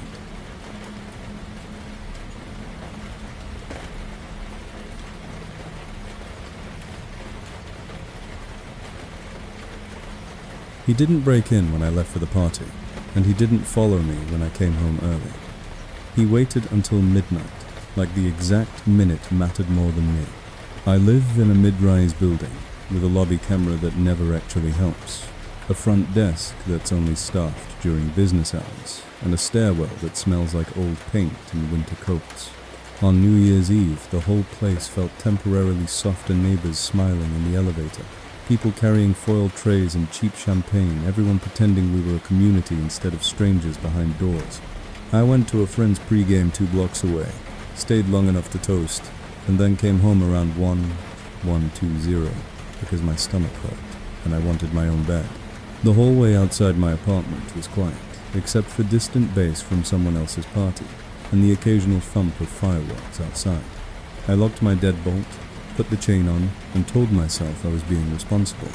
At 1133, my phone buzzed with a calendar event I hadn't created. He waited until midnight. 1200 a.m. Location: your floor. The only button was accept, pulsing softly. I stared at it until my screen dimmed, then the event reopened by itself, like it needed eye contact. I tried to dismiss it, and the app froze, then unfroze, with the event still there, as if the appointment had already been filed. I told myself it was spam, a weird invite from a shared calendar, something digital and stupid. Then, my doorbell camera, which I'd installed after a package theft and mostly forgot about, sent a motion alert. I opened the live view and saw nothing. The hallway light was on. My doormat was there. No person. No shadow. Yet the motion alert kept pinging every few minutes, like someone was standing close enough to trigger it without ever stepping into frame. At 1145, my phone buzzed with a text from an unknown number. "Don't go to sleep yet." I typed, "Who is this?" 3 dots appeared immediately. Then someone who likes traditions. Another message. "Midnight is important." My throat went dry. I checked the peephole. Empty. I checked the lock again, with my hand like touch could reassure me. The deadbolt was thrown. The chain was on. The door was solid. The safest part of the night should have been inside. At 1152, the hallway light outside my apartment flickered once, and the motion alert triggered again. Still, nothing on camera. I turned on every light inside my apartment, pulled my curtains open so the building across could see in. Then immediately hated that idea because visibility cuts both ways. I tried calling my friend Danny, but she was at a party and didn't pick up. I tried Devich Studenist. It rang once, then went quiet, not disconnected, just dead air, like someone had answered and decided to listen. In the silence on the line, a man breathed softly and whispered, "Happy New Year." The call dropped. I stood there, shaking, with my phone pressed to my ear like it had become useless. Another text arrived. "You don't need police. You need to be ready. My calendar event reopened. Accept post." I didn't touch it. I walked to my kitchen, grabbed pepper spray, then realized I was still arguing with the idea that anyone was actually there. That's the worst part of being stalked. Your brain keeps trying to be polite to your own fear. At 1158, there was a soft sound in my hallway close enough to feel personal. 3 gentle taps on my door, a pause, then 3 more, careful, like a neighbor trying not to wake anyone. I froze. The taps weren't loud enough to be a threat, which made them worse, because they sounded like someone who expected me to respond. I didn't. The tapping came again. Same rhythm, patient. My phone buzzed. "Don't ignore me." The typing dots appeared, then stopped, then appeared again like he was watching me decide. On the TV, the countdown coverage started showing crowds and confetti cannons, the host smiling too hard. I muted it. In the quiet, I heard the faintest sound from outside my door, the scrape of something thin at the edge, like a card sliding along a strike plate. My stomach flipped. Someone was trying a bypass, not kicking, not forcing, testing, working professional. The deadbolt held, but the sound told me everything about his confidence. My phone buzzed again, with a new message: "I'm not rushing." I backed away from the door, heart hammering, and in that panic my eyes landed on something I hadn't noticed earlier. My coat hanging neatly on the entryway hook, even though I remembered tossing it on the chair. Next to it hung another coat, black, heavy, perfectly arranged, one that wasn't mine. I stared at it, until my vision blurred. My phone buzzed. "Check your hook." I didn't move. I couldn't. The idea of something in my apartment felt impossible, because my locks were intact, but the coat was real, hanging there, as if it belonged. I grabbed my pepper spray and approached the hook, arm shaking so badly the can rattled. I touched the choose coat sleeve with the tip of my finger. It was warm, like it had been worn moments ago. Inside the pocket, something hard pressed against my knuckles. I pulled it out, and my stomach dropped. It was my spare key, the one I kept in a little magnetic case under the hallway radiator, because I'd locked myself out once and felt clever for planning. Someone had found it. Someone had used it. Someone had hung up their coat like a guest, because guests follow rules. My phone buzzed. "See, I didn't break anything." Another text. "I just used what you left for me." I stumbled backward, shaking, and the tapping on my door stopped. The silence that replaced it felt like a held breath. My calendar event pulsed brighter. Wujo Sanlin. I ran into my bedroom and locked the door, then realized how stupid that was, because bedroom doors are paper compared to front doors. I shoved my dresser in front of it anyway, because doing something feels better than doing nothing. My phone buzzed again. I'm already inside, so don't hide. The TV in the living room, still muted, showed the crowd screaming numbers with their mouths wide open. I could see it through the crack under my bedroom door, the flicker of light like distant fireworks. Then, from the living room, a footstep sounded slow, unhurried, followed by the soft rustle of fabric, like someone taking their time removing gloves. My body went cold. Another step, closer. Then my bedroom door handle warmed slightly like a hand resting on it. A voice, calm and almost gentle, spoke through the wood. "I told you midnight was important." I didn't answer. I clamped my hand over my mouth, so I wouldn't make a polite sound by accident. On my phone, the calendar event button pressed itself. Accepted. At exactly 1200 fireworks exploded outside and the city screamed, and in that roar, my apartment door's deadbolt clicked open. Not because he forced it, but because he had a key and he chose that second to use it. The sound was tiny, swallowed by celebration. Perfectly timed. Through my bedroom door I heard him exhale, like someone completing a ritual. "Happy New Year," he whispered, and then softer, like a promise that didn't need to be loud. "Now, it's our year. Tonight."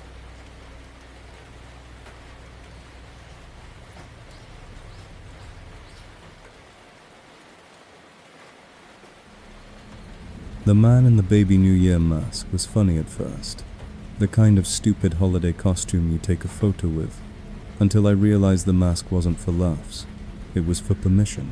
My friends and I went to a neighborhood bar that did a themed countdown, where staff wore party hats, and one guy every year dressed as Baby New Year, oversized plastic baby face, a little top hat, a sash that said 2026, and a padded beige diaper that made him waddle like a cartoon. The whole room loved it. People hugged him, posed with him, put their phones in his hands without thinking. At 1115, I was in line for the bathroom when Baby New Year shuffled up behind me and tapped my shoulder. "Happy almost New Year," he said, in a muffled voice through the mask. I laughed because the mask made it ridiculous, and he held up his phone like he wanted a selfie. I leaned in with a quick smile. The flash popped. Then he tilted the phone so I could see the photo he took. It wasn't a selfie. It was my lock screen, a picture of my dog taken earlier, from close enough that the screen's time and notifications were readable. My stomach dipped. I hadn't given him my phone. How I started, and he patted the air like I was overreacting. "Everybody's celebrating," he said, voice still muffled, and he waddled away before I could grab him. I told myself it was a misunderstanding, that I'd left my phone on the bar for a second, that a drunk friend had handed it to him for a joke. But my phone buzzed immediately with a calendar event I hadn't created. The man in the Baby New Year. Mask 1200A. Location. With you. The only button was accept, pulsing softly. I swiped it away. It returned. My friend Kira waved a champagne flute at me and shouted over the music, "You okay?" I forced a smile and nodded because explaining fear at a party makes you feel like the villain. At 1140, Baby New Year appeared again, this time beside our table. He leaned down, the plastic baby smile frozen, and whispered through the mask, "Don't leave early." My skin prickled. "Excuse me," I said. He tapped the sash that said 2026 like it was a badge. "Rules," he murmured. "Everyone stays for midnight." Kira laughed, thinking it was part of the bit. "We're staying," she said, and clinked her glass against his diaper like it was hilarious. Baby New Year turned his plastic face toward her, then back to me, and I felt the weight of his attention like a hand on my shoulder. My phone buzzed with an unknown text. "I like your hair down." I glanced around, heart racing, because that meant someone was watching me as I adjusted my hair, a tiny unconscious habit. 3 dots appeared, then another message. "Don't ruin the fun." I showed Kira the text. Her smile faltered. "Maybe it's some creep," she said, and she scanned the room. But the room was packed, and everyone looked the same, under glitter and flashing lights. Strangers pretending to be safe together. At 1155, the bar dimmed the lights and the crowd started chanting early. Everyone lifted phones. Everyone looked up at the screens. Baby New Year climbed onto a small platform near the DJ booth, waving like a mascot. He looked huge and harmless up there, which made me feel crazy for being afraid. Then the DJ shouted, "Find someone to kiss," and the room exploded into laughter and movement bodies, shifting people, grabbing hands, couples forming and reforming like a tide. In that surge, Baby New Year hopped down from the platform and moved toward me, with surprising speed for someone in a diaper. He didn't push. He didn't shove. He simply arrived in my space as if the crowd carried him there. He leaned close, and through the mask, I heard his real voice, clear and calm, not playful at all. "You're going to walk home." My stomach dropped. "No," I whispered. "I'm taking a ride." He chuckled softly. "You always say that," he replied, and the familiarity in his tone made my blood cold. My calendar event reopened by itself. Accept pulsed. I grabbed Kira's wrist. "We're leaving," I said, sharper than I meant to. Kira hesitated, torn between party and caution. Baby New Year raised both hands and waved at us like a friendly goodbye, then pointed at the door like a host guiding guests. "After midnight," he said. "That's the tradition." The countdown clock on the TV above the bar flipped to 115940, and my body started counting seconds like a trapped animal. I pulled Kira toward the exit anyway, forcing through the crowd. The bouncer glanced at us, but didn't stop us. because leaving a party is always allowed. Outside, cold air hit my face like a slap, and the street was loud with fireworks and drunk shouts. For a split second I felt safer because the sky was bright and the world was watching.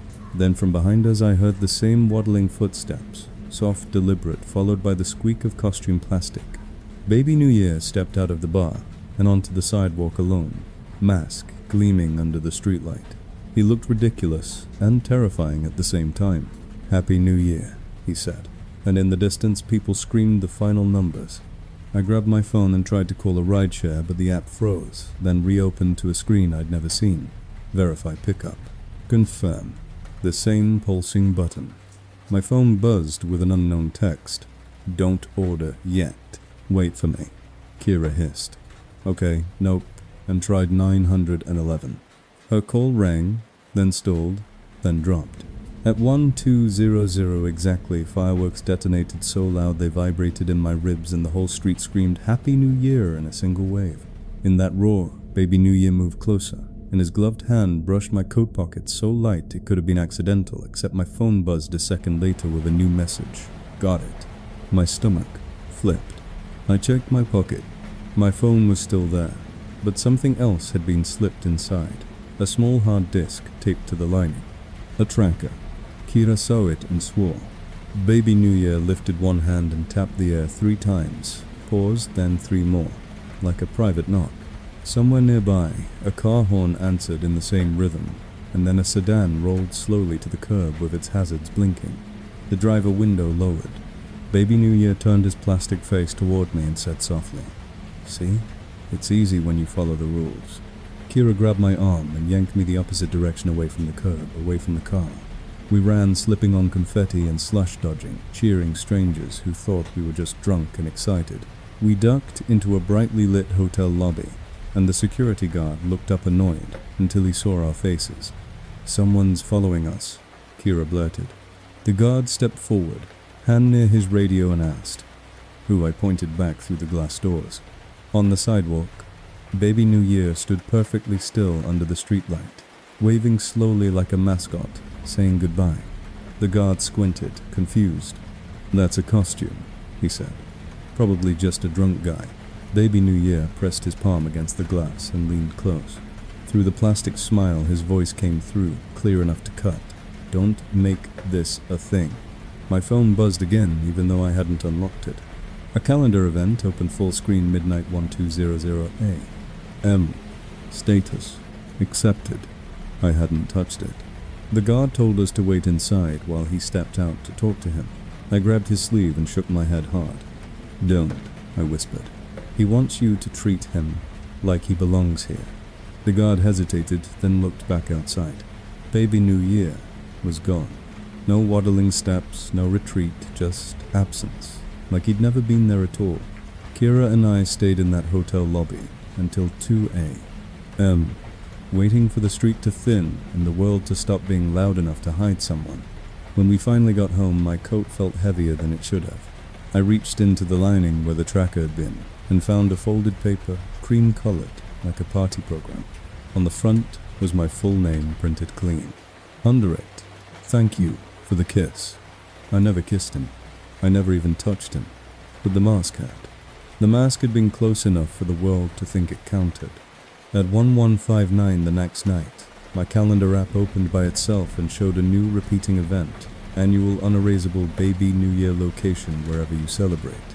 And in the quiet of my apartment, my closet door received 3 soft taps.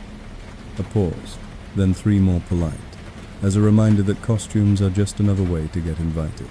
Tonight.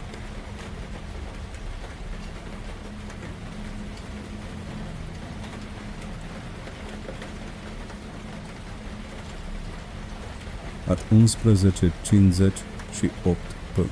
p.m. On New Year's Eve, the office building was so empty that my own footsteps sounded like another person following me. And when the elevator doors opened on my floor, a man was already standing there holding a party horn like he belonged. I work in payroll for a mid-sized company, the kind that insists on closing the year clean. I volunteered to stay late because I didn't have plans, because I told myself an office is safer than the street on a holiday, and because Spreadsheets are easier to control than people. At 1141, my phone buzzed with a calendar event I hadn't created alone in the office on Y1200A. M. Location floor 14. With a single button that said, Accept, I swiped it away. It popped back up. I killed the app. It reopened to the same event, like it needed my attention. I told myself it was a corporate calendar glitch, a shared invite that misfired, and I went back to reconciling numbers, forcing my mind into columns and totals. At 1155, the elevator dinged. That sound hit the empty floor like a dropped coin. No one else should have been here.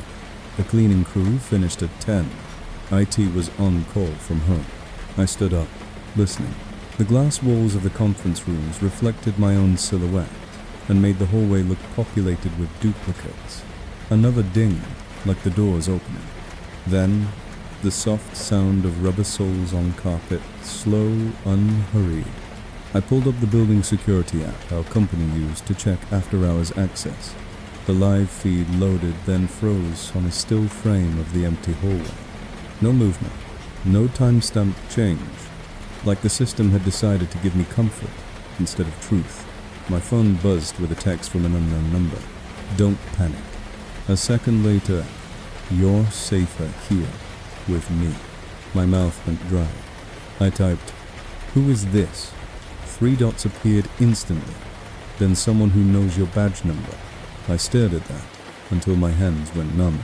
That was when the elevator doors opened at the end of the hall, and a man stepped out wearing a building maintenance jacket and a blue knit cap carrying a small gift bag with a gold bow.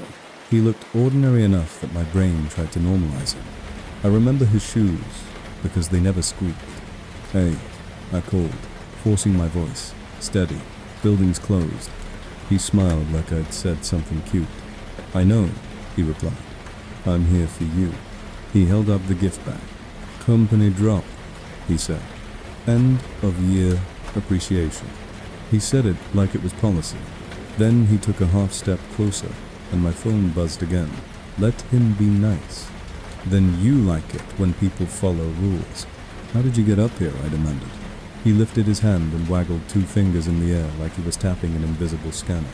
You'd be surprised what gets left in coat pockets, he said. I flashed on my jacket hanging by my desk, the one I'd tossed over my chair when I started work. I hadn't checked my pockets in weeks. He watched my face as if reading it, then added calmly, you left a key for emergencies. That's thoughtful. I took 1 step back. The hallway felt suddenly narrow. The calendar event reopened by itself. Accept post. Leave, I said, and it came out smaller than I wanted. He didn't argue. He didn't threaten. He did something worse. He waited, like he had time and a schedule. I'm not here to hurt you, he said calmly. I'm here to count down with you. It's tradition. Nobody should be alone at midnight. I moved toward the stairwell because I needed options. The stairwell door handle didn't turn. The building had switched into after-hours mode, the kind that requires a badge to re-enter once you exit. I had trapped myself on the floor the moment I walked away from the elevator. The man watched me test the handle and gave a sympathetic shrug. Safety feature, he said. Keeps people from wandering. He looked at the clock on the wall. Wu Jo. Almost time. I ran for the nearest office and slammed the door, locking it. Then realized interior locks are decorative in a corporate suite. My phone buzzed with another message. Glass walls. I looked up. The office's glass wall faced the hallway like an aquarium. I could see him out there perfectly, still watching me through the reflection of my own panic. He raised the party horn to his lips and blew it once. No silly sound came out. Just a thin, steady note, too clean to be a toy. It made my teeth ache. Then he tapped the glass with his knuckles, 3 taps, applause, 3 taps, polite as if he expected me to open the door for him. I called 911. It rang once, then went quiet. Not dead. Quiet, like someone picked up and listened. Then a man breathed softly and whispered, Happy New Year. The call dropped. My calendar event stamped itself accepted at 1200 exactly. Outside the windows, distant fireworks cracked, muffled by heightened glass, and the city screamed happily while my office stayed silent. In that silent minute, the printer in the copy room outside my locked office whirred to life. A sheet slid out with a single line in bold, "Smile," for the first memory. The man in the hallway spoke through the glass, voice calm, almost gentle. "See," he said, "no one hears anything up here. That's why I like it. Quiet. Control." He raised his phone and showed me my own live camera feed. My face in the office, trapped behind glass. On his screen the timestamp read 1201, and the video had a small red dot like it was recording. My phone buzzed with a final text. "Smile. Then it's our first memory of the year." He didn't try to break the door. He didn't need to. He simply walked away, and a second later I heard the elevator ding again, like he'd left the way he came. My stomach clenched because leaving should have felt like relief, but it felt like permission granted. The stairwell door handle turned easily after he left, as if the building had been waiting for his decision. I ran down 14 flights, hands shaking, and burst into the lobby where confetti still clung to the floor. When police arrived, they checked the cameras. The feed for floor 14 between 1140 and 1210 was a still image. No motion. No record of anyone on my floor. The elevator logs showed only one badge, used at 1155 mine. The printer log showed a job sent at 1200 from a device labeled Building Admin. The officer asked if I had an ex, a stalker, anyone who knew my schedule. I looked down at my phone. A new calendar event had already been created for next year. Alone, in the office, ennui repeating annually. And below it, a note line I hadn't typed. Next year, we won't need an elevator. Tonight.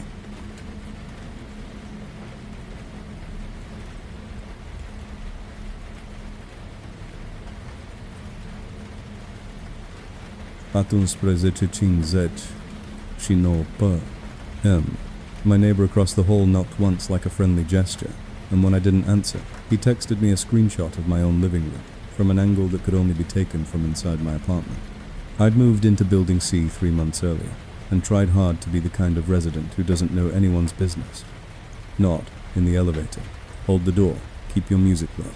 My neighbor Mark made that impossible. He was polite in a way that felt rehearsed, always saying my name, always offering to help with things I hadn't admitted I struggled with, always standing just a second too long in the hallway like he was waiting for my door to open. He told me he ran the building's neighborhood watch, group chat, showed me a list of tenants like it was a contact book, and insisted I should give him my number for emergencies. I said no, then a week later I said yes, because he caught a package thief on camera, and everyone in the lobby applauded him like he'd earned a badge. A month after that, he offered to replace my smoke detector batteries when he heard the low chirp through the wall. I thanked him, let him in for 60 seconds, watched him stand on a chair, and watched him leave with a smile that didn't quite reach his eyes. On New Year's Eve, I stayed in. No party, no bar, just takeout and a muted TV countdown.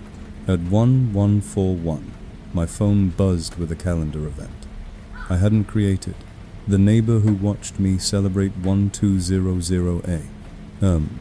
Location your hallway, with a single button that said, accept. I swiped it away. It returned. I closed the app. It reopened to the same event, like it needed my attention.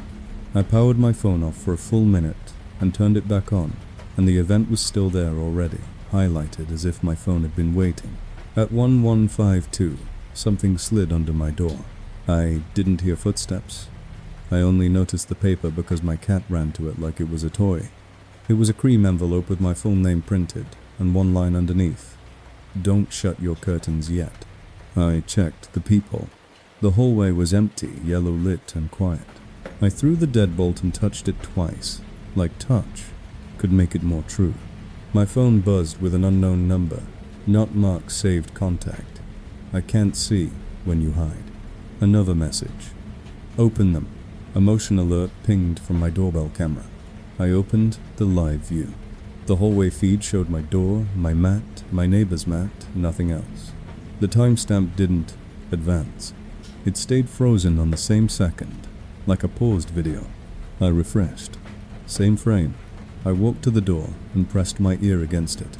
Nothing. Then my phone buzzed again. Your camera isn't for you. At 1157, there was a soft knock on my door, 3 taps, a pause, then 3 more, careful and polite, like a neighbor borrowing sugar. Through the door, Mark's voice said calm and friendly, "Happy almost New Year. I brought you something." I didn't answer. The knock came again, same rhythm. My phone lit up with a new message from the unknown number. "It's Champagne. You should celebrate." Then another, "I hate seeing you alone," I whispered. "Go away," and immediately hated that I'd confirmed I was inside. Mark chuckled softly, like I was being shy. "It's okay," he said, through the door. "You don't have to open. I'll leave it right here." I heard the faint peel of tape, then a soft thud at my doorstep.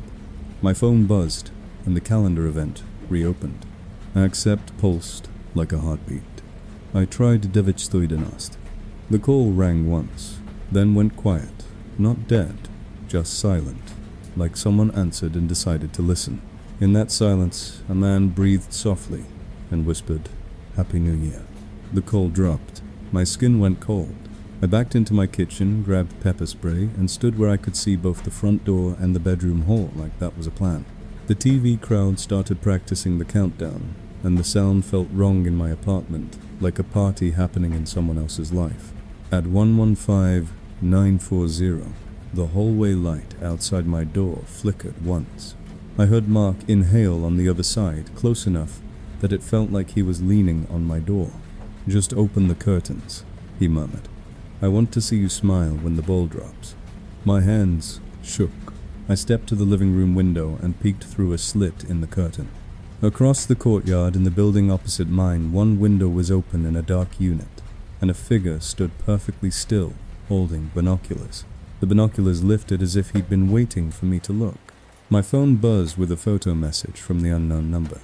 It was me, standing in my living room a second earlier, taken from my own hallway peephole. The fisheye curve was unmistakable. Under it was one line, "You look better with the curtains open." Midnight hit. Fireworks exploded. The city screamed happily. Confetti burst on my TV. My phone buzzed with the calendar event, and the status stamped itself accepted at 1200, exactly like a receipt. In the roar outside, something slid through the gap under my door, another cream envelope thicker. I didn't touch it. Mark's voice whispered through the door, close and pleased. "Happy New Year. Thank you for letting me watch." I waited until the noise outside thinned, then forced myself to look through the peephole. The hallway was empty. The champagne bottle sat on my mat with a gold bow and a small card taped to it. "Next year I'll be closer." I dragged the bottle inside with a dish towel like it was evidence. The bow slipped off, and a tiny black disc rolled across my tile and stopped at my foot. A tracker taped into the ribbon like decoration. My phone buzzed again. "You'll lose it if you run." I packed a bag anyway. Bright public spaces felt safer than my own walls. I cracked my door an inch to check the hall. The hallway light went out. My camera feed froze again on a still frame of my closed door, as if the building wanted to erase the moment I stepped out. In the darkness, Mark's voice spoke softly right outside the blind spot. "Don't go out there.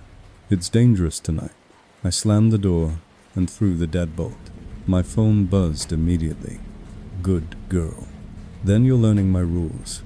Adoi tres prezeche." When the fireworks were long over and the whole building had settled into winter silence, my bedroom closet door received 3 soft taps. A pause, then 3 more. The same careful rhythm, now inside my apartment, where no neighbor should be. I held my breath until my lungs hurt. In the silence between the second and third tap, Mark's voice whispered from behind my coats, calm, as if he lived there too. "I can see you even when you hide." My phone lit up on its own and showed a new repeating calendar event already created for next year. The neighbor who watched me celebrate 1200 a.m. Location wherever you live status already marked. Accepted.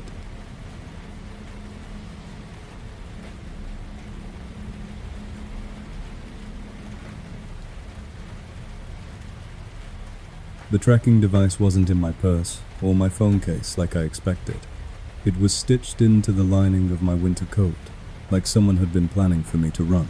On New Year's Eve, I did everything right, or at least everything my mom would call right. I stayed in groups.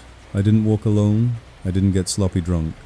I kept my location sharing on with 2 friends, and I took a rideshare home before midnight, because I didn't want to be outside when the streets turned into chaos.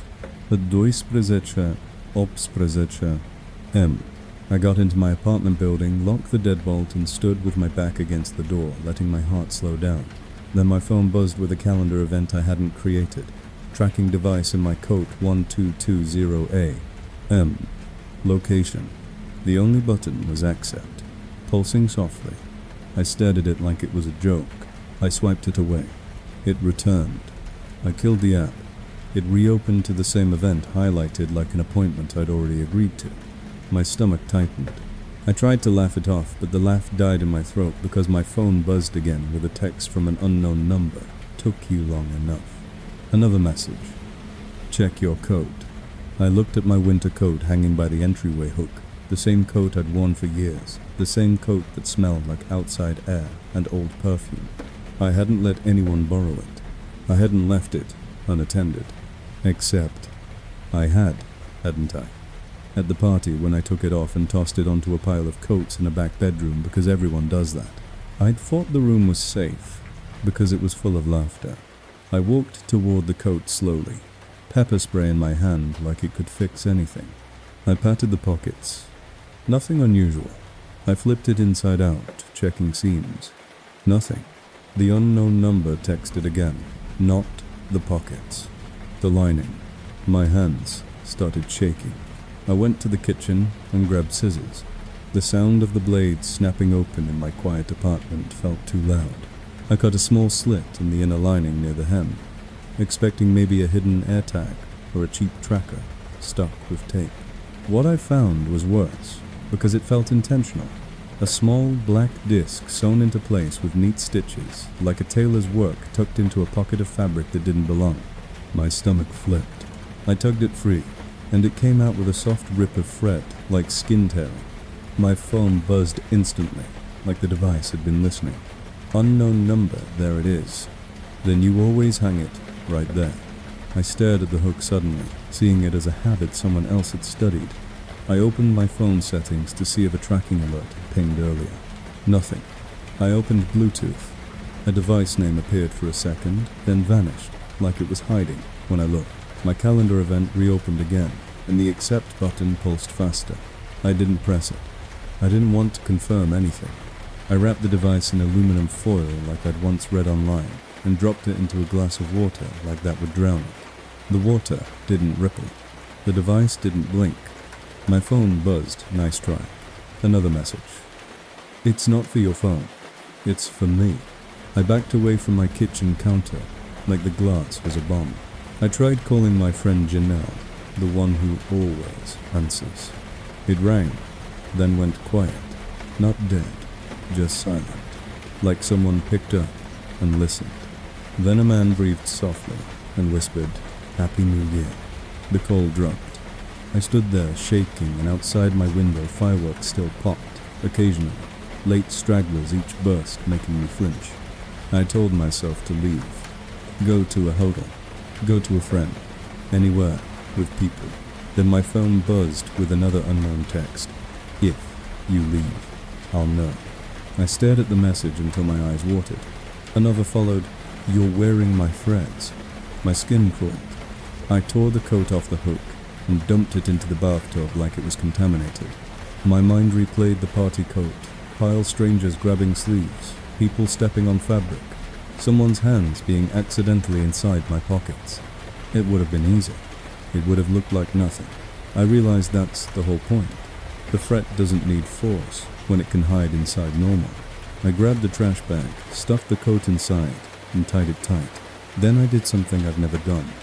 I opened my building's trash chute door and threw the bag in like I was throwing away a curse. The bag slid down with a soft hiss, and the sound should have felt final. Instead, my phone buzzed again. You can throw away fabric. You can't throw away habits. The calendar event updated its location field by itself. Now you're cold. A chill ran through me because it meant he was still watching, still adjusting, still narrating me like a live feed. I locked my deadbolt and pulled my dining chair under the knob, even though I knew it wouldn't help against someone with a key or patience. At 2:40 she shapte. There was a soft knock on my door. 3 taps, a pause, 3 taps, careful and polite, like a neighbor. I held my breath. My phone buzzed. "Let me in so you don't freeze." I didn't answer. The knock came again. Then, in the quiet between knocks, I heard a different sound, fabric sliding like someone outside my door was shrugging off a coat. My skin went ice cold because I imagined it hanging neatly on my hook in the hallway. A soft thud followed, something placed on my doormat. My phone buzzed with a photo message from the unknown number. It was my winter coat, folded neatly on my doormat, the seam I'd cut visible like a smile. Under the photo, one line, "You dropped this." The chair under my knob creaked, as if the door tried itself gently. The deadbolt held. Then a man's voice whispered through the mail slot, calm and pleased. "I can always find you. Tonight."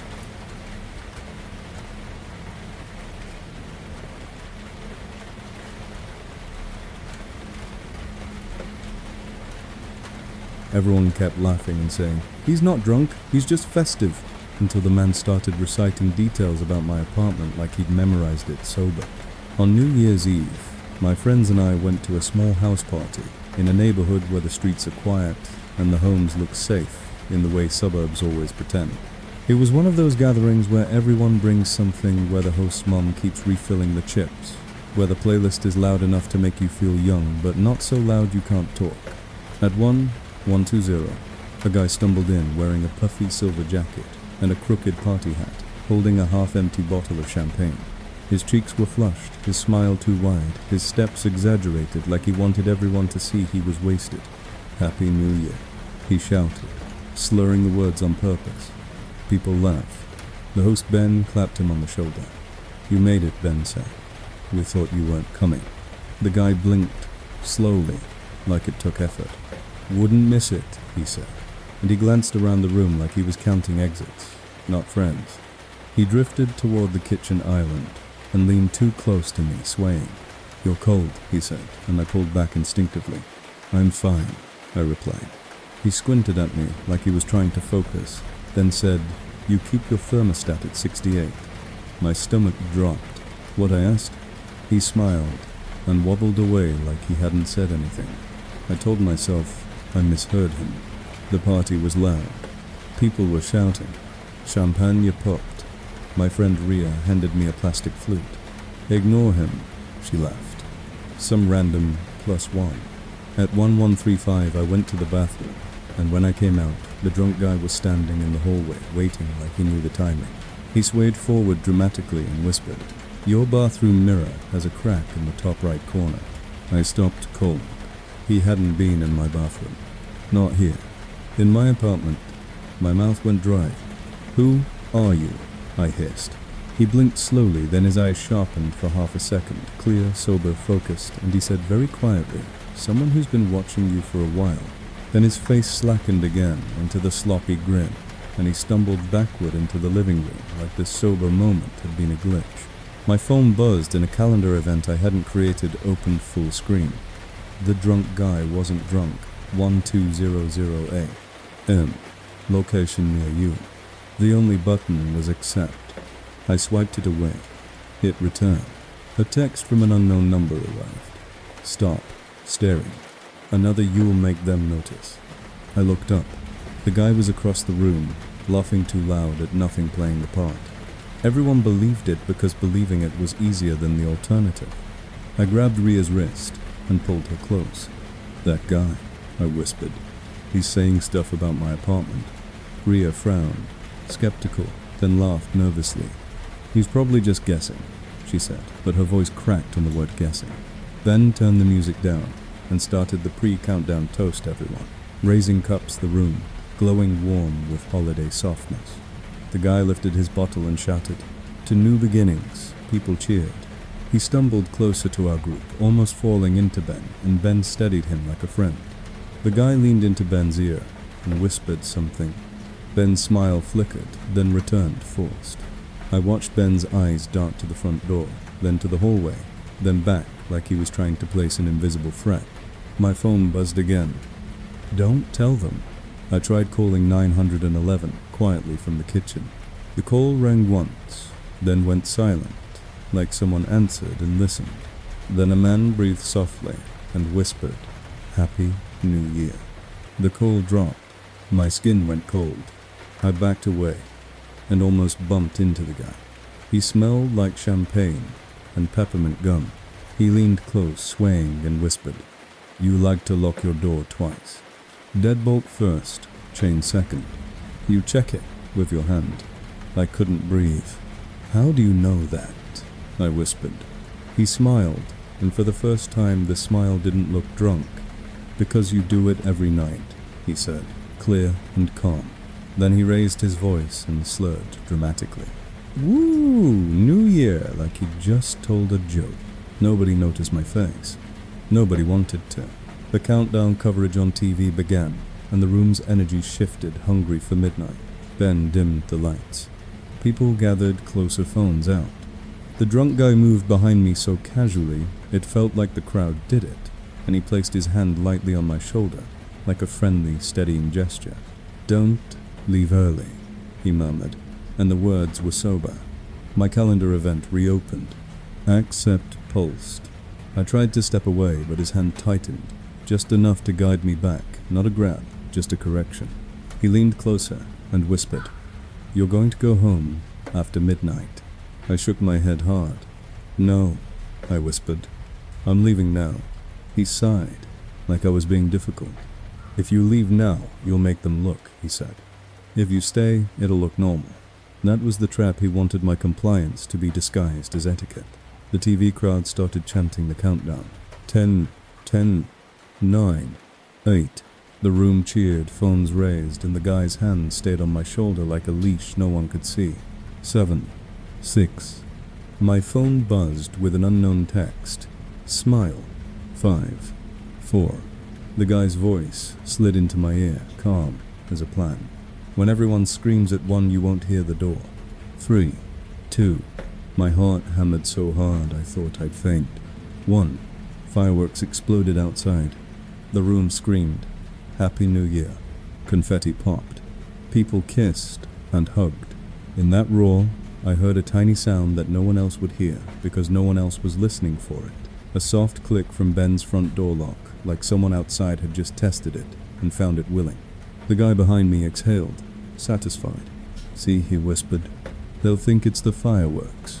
I pulled away hard and turned, and for a split second his eyes were perfectly clear again, watching me like a scientist watching a reaction. Then he put the drunk grin back on and lifted his bottle in a toast. "Happy New Year," he slurred. My phone buzzed with the calendar event, and the status stamped itself. Accepted at 1200, exactly like a signature. In the chaos, a new text arrived. "Now I know which house you like." And that's when I realized he didn't need to kidnap me tonight. He just needed to be close enough to collect the year. Tonight,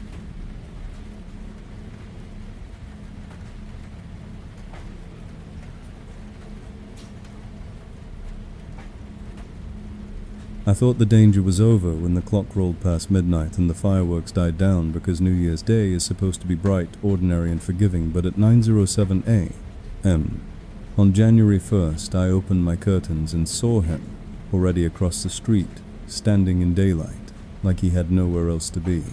The night before, I'd stayed in and told myself the weird calendar invites and unknown texts were just my brain looking for patterns, and I finally fell asleep around 2 a.m. with the deadbolt set and the TV still glowing faintly in the living room. In the morning, the city looked clean again, as if the holiday reset.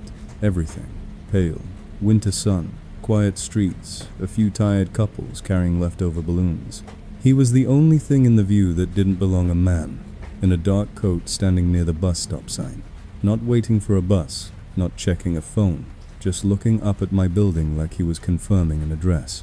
My phone buzzed before I could step away from the window. A calendar event opened full screen one. I hadn't created New Year's Day Stalker. 910 a.m. Location: your window. The only button was accept. I didn't press it.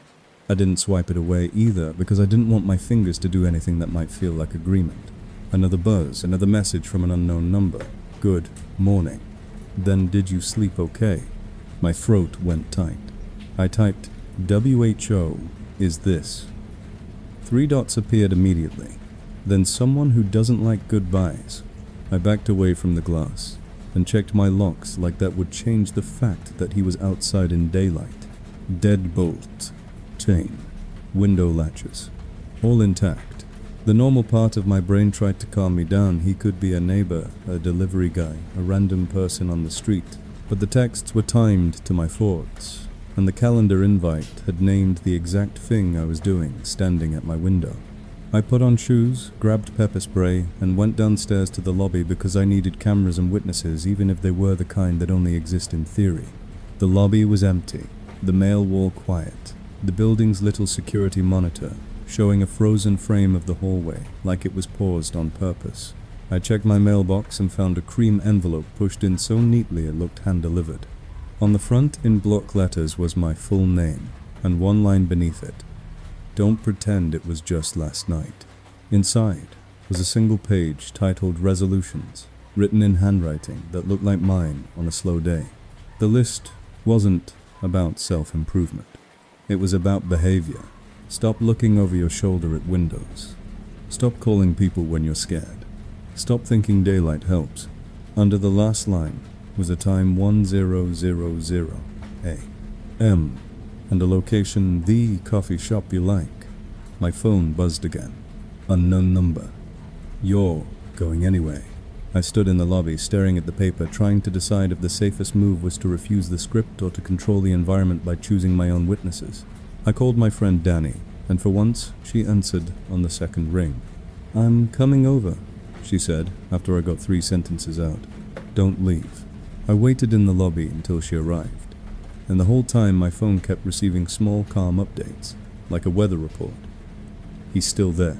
Now he's moving. Now he's smiling.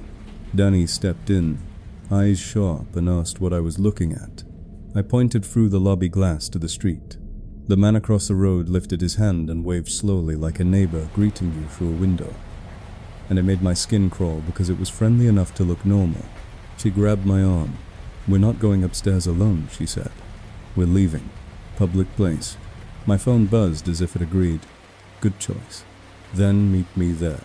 We walked to the coffee shop 2 blocks away, because refusing the paper felt like playing chicken with someone who had already decided the route.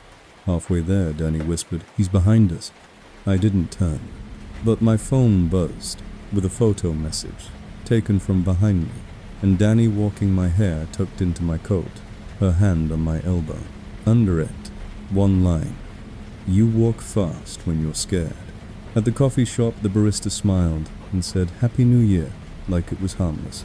Danny ordered loudly, asked questions, loudly made small talk like volume was protection. Outside through the glass, I saw the man stop across the street. Again, same spot, same posture, like he had a favorite mark on the sidewalk. He didn't come in. He didn't have to. My phone buzzed. "I like this place." Then, "I like that you brought a friend." Danny called 911 from her phone. The call rang, then stalled, then dropped. She tried again. Same.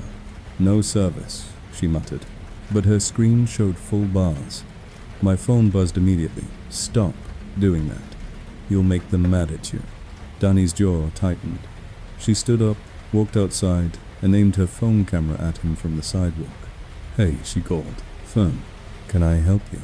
The man looked at her, then at me through the window, and smiled with the calmness of someone who enjoys rules. He said nothing. He just lifted his own phone and held it up screen facing Danny, like he was showing her a picture. Danny stepped closer, then flinched back. She came inside, pale. "It was you," she whispered. "In your living room. A photo from inside your apartment." My stomach dropped so hard I felt dizzy. My phone buzzed again. with the calendar event, and the status changed by itself from invited to accepted, as if the morning had completed its ritual. We left the coffee shop fast, heading straight back to my building, because running away from your own home felt worse than going toward it with a witness. In the lobby, a maintenance man was changing a light bulb. Danny grabbed him and said, "Someone's been stalking her." He frowned, uncomfortable, then gave the half-shrug people give when they don't want responsibility. "Call the police," he said, and went back to his ladder. My phone buzzed. See, daylight doesn't make them brave. We rode the elevator up with Danny standing between me and the doors like her body could change physics. When we got to my floor, the hallway was quiet, but my doormat had something on it. A small paper party hat folded neatly, and a tiny plastic horn taped to a note. The note read in the same block, letters, "New Year's Day still counts." Danny picked it up with 2 fingers, like it was contaminated. Under the horn was a second note, shorter, "Check your closet." My skin went cold because my closet was inside my apartment, behind my locked door. Danny whispered, "Don't go in." I didn't listen. I unlocked the deadbolt and stepped in with pepper spray, raised Danny right behind me. The apartment looked unchanged. No broken locks, no open windows, no mess. That should have calmed me. Instead, it made everything feel more deliberate. We checked each room, each corner, each underbed shadow. Nothing. Then from the entryway closet, where I kept winter coats and cleaning supplies, we heard it. 3 soft taps, a pause, then 3 more polite, as if someone inside was asking to be let out. Danny froze, eyes wide. The tapping came again, the same patient rhythm. My phone lit up on its own and displayed a new repeating calendar event already scheduled for next year. New Year's Day, Stalker 9078, location, wherever you wake up, and beneath it, a note line I hadn't typed. It's easier in daylight, because you can see me coming. Happy New Year.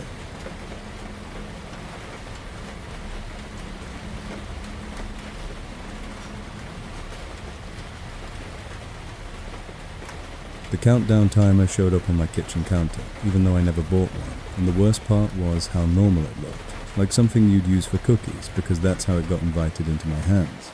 On the afternoon of December 31st, I came home from grocery shopping and found a small brown box at my door with no shipping label, just my full name, written in block letters, and the words, "For midnight." I should have left it in the hallway and called someone, but New Year's delivery scams are usually annoying, not personal, and curiosity is the oldest lockpicker there is. Inside the box was a cheap digital timer, the size of my palm, black plastic red LED numbers, and a single button that said stop. Taped to the back was a note, "Don't be late." My phone buzzed the moment I touched it, and my calendar opened to an event I hadn't created, the countdown timer. 11:59 p.m. Location, your kitchen, with 1 pulsing button, accept. I didn't press it. I set the timer on the counter and stepped away like it could bite. The screen was blank. I told myself it was just a prank. Then at 6:00 p.m., without me touching it, the timer lit up and began counting down from 055959. The digits didn't flicker. They glowed, steady, confident. I stared at it until my throat went dry. My phone buzzed with an unknown number. "Now you see it. Another message followed. You have 6 hours to get ready." I unplugged the timer's battery cover with a butter knife and yanked the batteries out. The LED numbers went dark for half a second, then relit on their own, continuing the count as if the batteries had never mattered. I dropped it in the sink and ran water over it. The numbers kept counting beneath the stream, red and calm, like it liked being watched. I wrapped it in a towel and shoved it into a drawer, and the glow leaked through the cracks, a faint red breathing in my kitchen. I tried calling my friend Danny. The call rang once, then went quiet, not disconnected, just silent, like someone picked up and listened. Then a man breathed softly and whispered, "Happy New Year." The call dropped. My phone buzzed again. "Don't call, just count." I grabbed my keys and decided to leave, because you can't have a countdown if you're not there when it ends. I went to Danny's place across town, sat on her couch with other friends, pretended I was fine. Adzycie paisprezycie. Danny handed me a drink and asked why I kept checking my phone. I showed her the calendar event. She frowned and said, "Block the number." I tried. It reappeared under a different unknown contact instantly, like a hydra.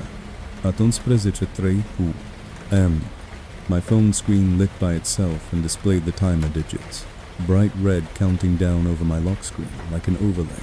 005659. My stomach flipped. Danny watched, eyes wide. "That's not normal," she said.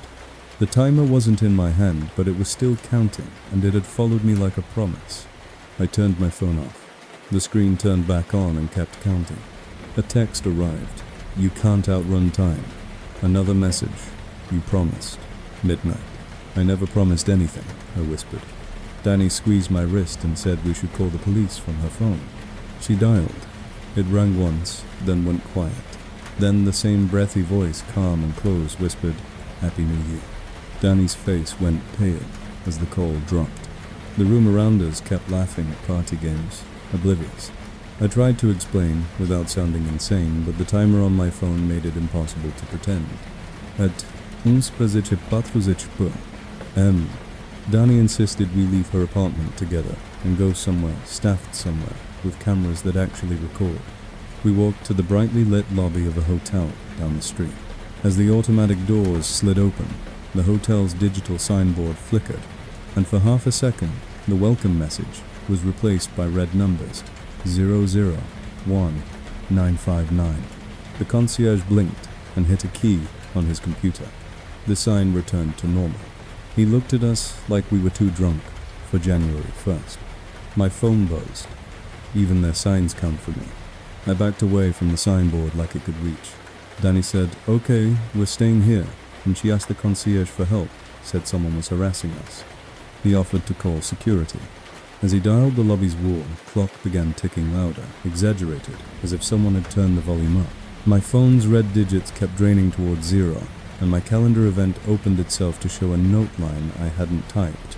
When it hits 0, you go home.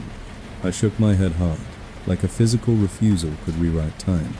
Atunci 11:55 The digits read 000500. I couldn't breathe right. Danny tried to keep me talking, asked me to list mundane things I could see, but everything in the lobby started looking like a screen that could be hijacked. The elevator display, the security monitor, the TV behind the bar. Every time a digital clock flickered, I expected it to show my timer. At 11:5930, the whole lobby erupted with early cheers from a small group of guests holding champagne, practicing their countdown. Their voices turned the last 30 seconds into a wave of noise, and I realized that was the point. Nobody hears anything important during a celebration. Lin. My phone vibrated in my palm with each number, like a heartbeat. Lin. Danny grabbed my shoulders and said, "Look at me. Whatever happens, you're not alone." Lin. My phone buzzed with one final text. "Ready. 000002. I tried to throw the phone across the lobby, but my fingers wouldn't open, like my hand had decided to keep the object that was keeping time. Ling. The lobby cheered one, and the city outside detonated with fireworks. Ling. The digits vanished. For 1 second, the screen went blank, and the absence felt like a trap door opening under my ribs. Then the timer restarted, immediately at 23595, counting down again, and my calendar events location field updated by itself. Your front door. Danny's eyes widened as her own phone buzzed with a photo message from an unknown number. It was my apartment door taken from my hallway, with the red timer digits reflected in the peephole glass. Under the photo, one line, "You're late." My stomach dropped because we weren't there, and yet the message had been prepared, like the moment was still happening. Danny whispered, "How could he take that now?" My phone buzzed again. "You left it unattended." That's when I realized the timer didn't need to travel with me. It had never been about the device. It was about the schedule. At 2:04, Danny and I got a rideshare back to my building, with security on speaker, because I couldn't stand not knowing if my apartment was already open. The hallway was quiet, the kind of quiet that makes you listen too hard. My door looked normal. My deadbolt looked normal. And that's what broke me, because normal is what he uses. I pressed my ear to the wood. Nothing. Then, from inside my apartment, came the softest sound that the fireworks couldn't cover, because the fireworks were over 3 taps. A pause, then 3 taps, polite as a reminder. My phone buzzed with the timer digits still draining in the background, and a final text arrived, calm and pleased. The best part of a countdown is what comes after. I stared at my door while the red numbers continued to fall, and I understood that the timer wasn't counting down to midnight anymore. It was counting down to the moment I finally opened the door, because I couldn't stand waiting, and he knew exactly when. So,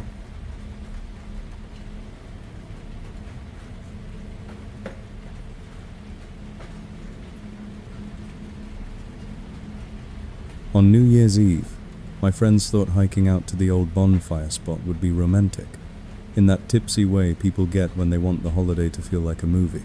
But the woods don't care what night it is, and the people we met out, they're cared way too much. We drove to the edge of town, around 1030p, parked beside a dark county road and followed a narrow trail through pines that swallowed sound. Snow clung to branches like ash, and every gust sounded like footsteps pacing us. The clearing by the half-frozen creek looked wrong immediately. In the center, a circle of tea candles burned in perfect spacing, their flames steady despite the wind. Around them, 12 thin sticks were planted upright in the snow, each wrapped with a strip of pale cloth marked with the same looping symbol, repeated like a signature. Someone had also lined the stone ring with little paper party hats, all facing inward, like the celebration was supposed to happen in the middle. My phone buzzed before anyone spoke. A calendar event opened full screen one. I hadn't created the cult in the woods. 1159p. Location clearing. The only button was accept. I swiped it away. It reopened instantly, brighter like it wanted eye contact. Then an unknown number texted, "You found it." Another, "Don't leave before midnight." I didn't tell the others yet. I didn't want to be the person who ruins the night with paranoia. I just said, "Let's go back." Aaron laughed too loudly and lifted his phone to film, trying to make it a joke. That laugh died when something whispered from the tree line. Not one voice, many layered, synchronized, soft enough that you couldn't tell where it started. Lila, trying to be brave, called, "Hello." The whispering stopped. The silence that followed felt like pressure in my ears. Then one voice answered, calm and close enough to be wrong. "Happy almost New Year." My flashlight beam caught faces between the trees. Blank, pale, masks. No mouths, no expressions, only dark eye holes. Lanterns hung low in gloved hands, moving just enough to prove they were real. The figures were spaced evenly like markers. Nate squeezed my wrist and whispered, "We leave."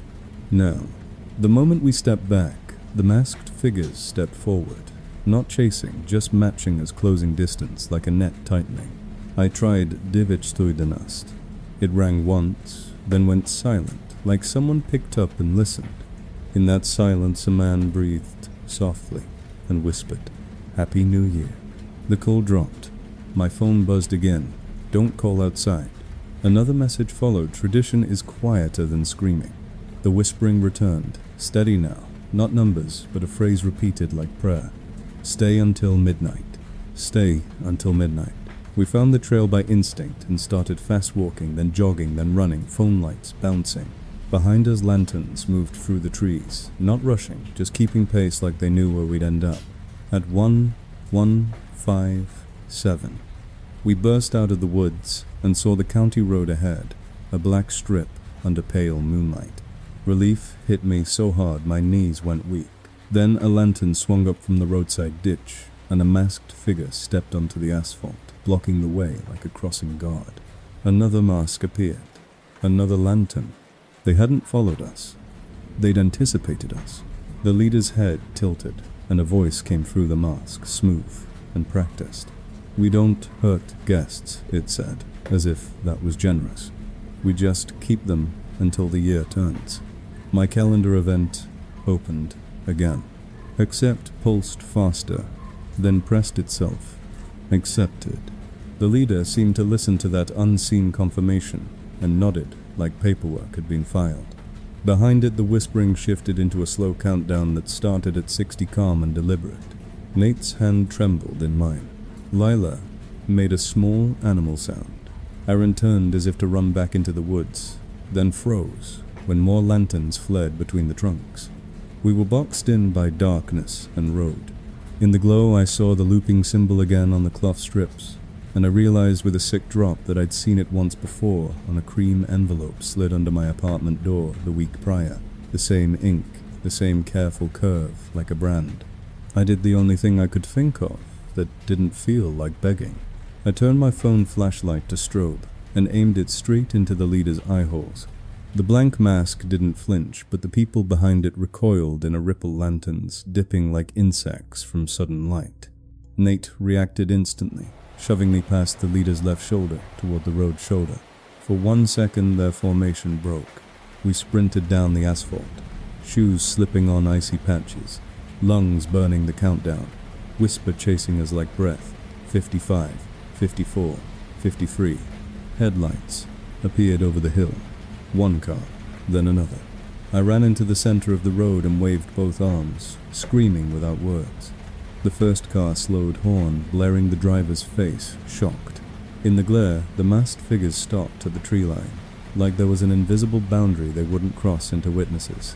The driver rolled down his window and yelled, "What the hell?" Nate shouted, "Call the police!"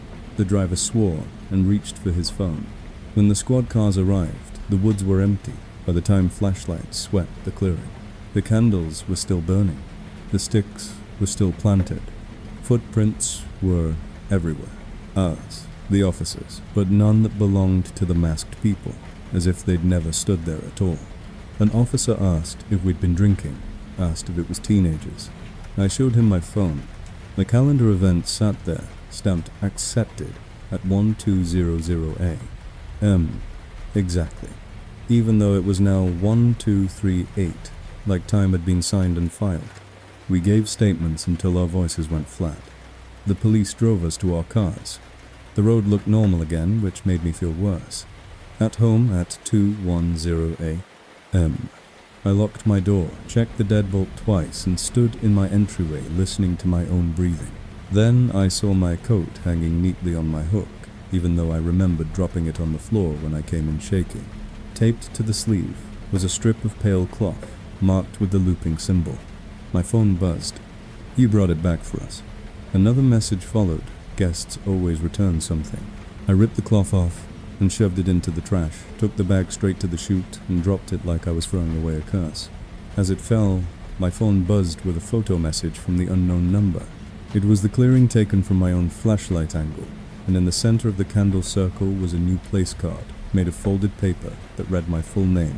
Then my closet door, inside my apartment, behind my coats, received 3 soft taps, a pause, then 3 more, careful and polite, like a neighbor at night. I didn't move. The tapping came again, the same rhythm, patient. In the silence between the second and third tap, a calm voice whispered from behind the wood, close enough to feel personal. "We don't hurt guests. We just keep them." My phone lit up on its own and displayed a new, repeating calendar entry annual. Already set the cult in the woods, 1159 p.m. Location, wherever you stand still. The note field filled itself in. Tradition doesn't end when you escape. I backed away from the closet pepper spray, shaking in my hand, and the tapping stopped. In the sudden quiet, my phone received one last text. "Calm and pleased, see you next December 31. Happy New Year."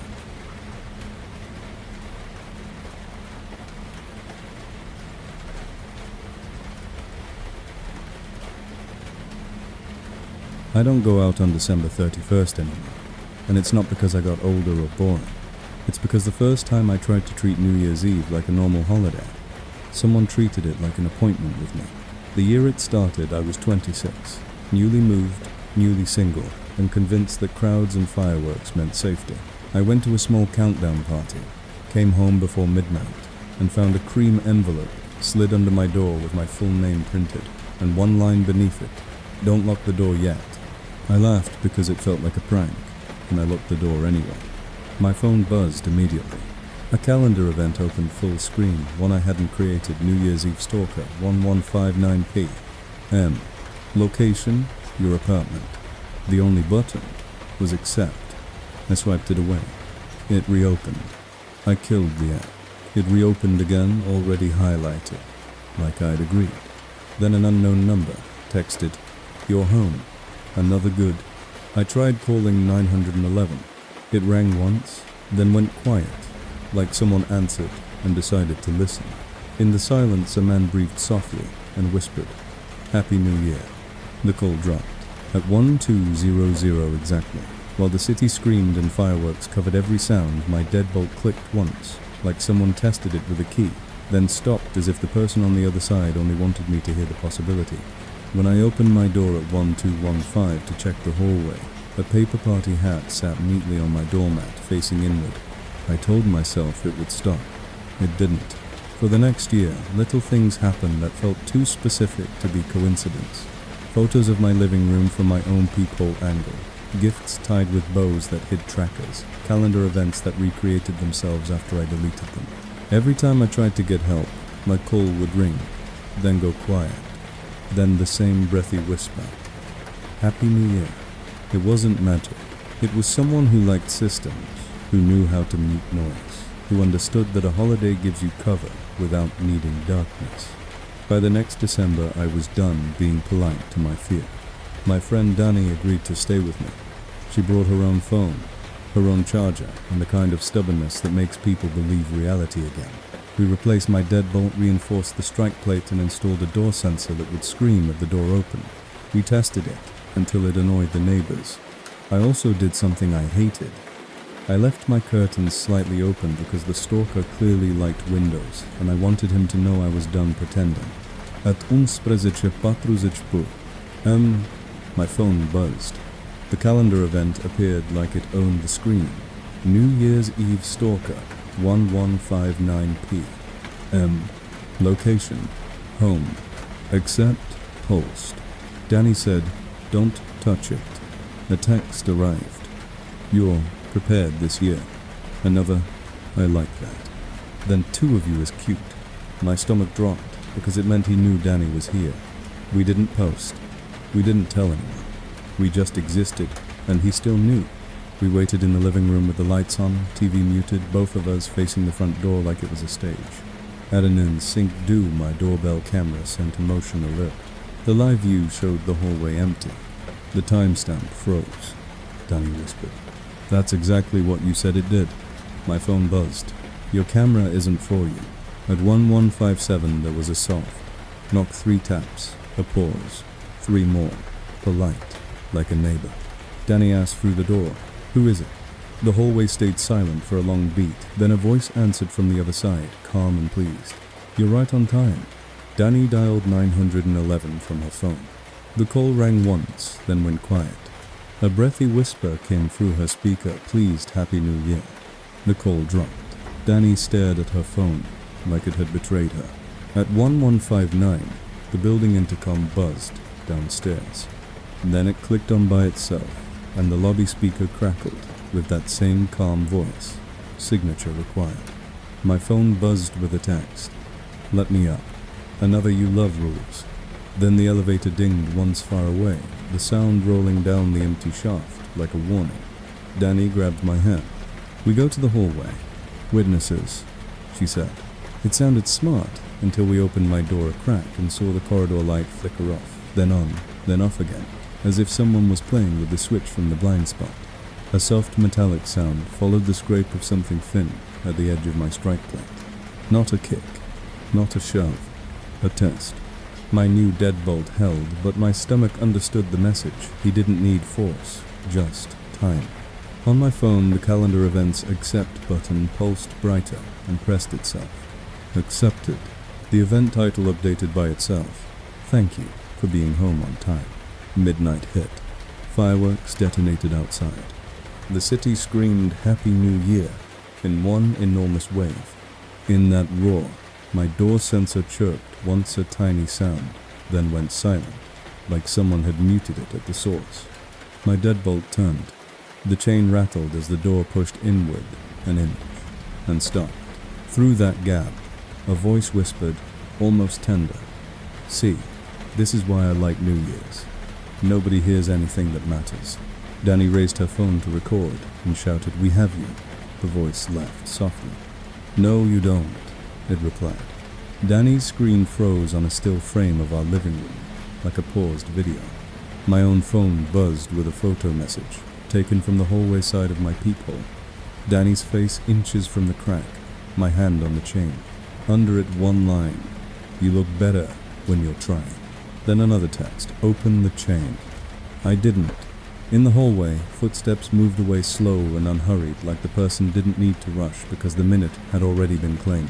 The elevator dinged again, then silence. Danny and I stood shaking, listening to the fireworks fade into sporadic pops. At 1207, headlights washed the courtyard and a police flashlight swept past my window. They were here, finally. Too late for the minute that mattered. The officers found nothing in the hall. No delivery bag, no bottle, no party hat, just the faint smear of a shoe print where someone had stood close enough to breathe through my door. When one officer asked if I had a suspect, my eyes landed on the only place in the building with keys, access codes, and plausible reasons to be everywhere. The maintenance office. I remembered how my door sensor had gone silent, like someone had toggled it, not jammed it. I remembered the frozen camera timestamp. I remembered how the intercom voice sounded confident, like it had practiced talking through systems. I said quietly, "Who manages the building access logs?" After the police left, Danny stayed until dawn. We didn't sleep. At 6:02 a.m., when the world was bright again and traffic sounded normal, my closet door received 3 soft taps, a pause, then 3 more, gentle as a reminder. Danny froze. I didn't move. My phone opened a new recurring event, unerasable New Year's Eve Stalker, every year, 1159 p.m. Location, wherever you live. The note field filled itself in. You can move, you can run, but you can't outrun a date. Then one final message arrived, calm and pleased, timed. To the second the sun cleared the neighboring roofline. Next year I won't need the fireworks to cover the sound. I stared at my closet door until my eyes burned, because the tapping had stopped, which meant the person on the other side had already decided they didn't need to prove anything. That's why I don't go out on December 31st. If he's going to keep an appointment, he prefers I'm exactly where he expects.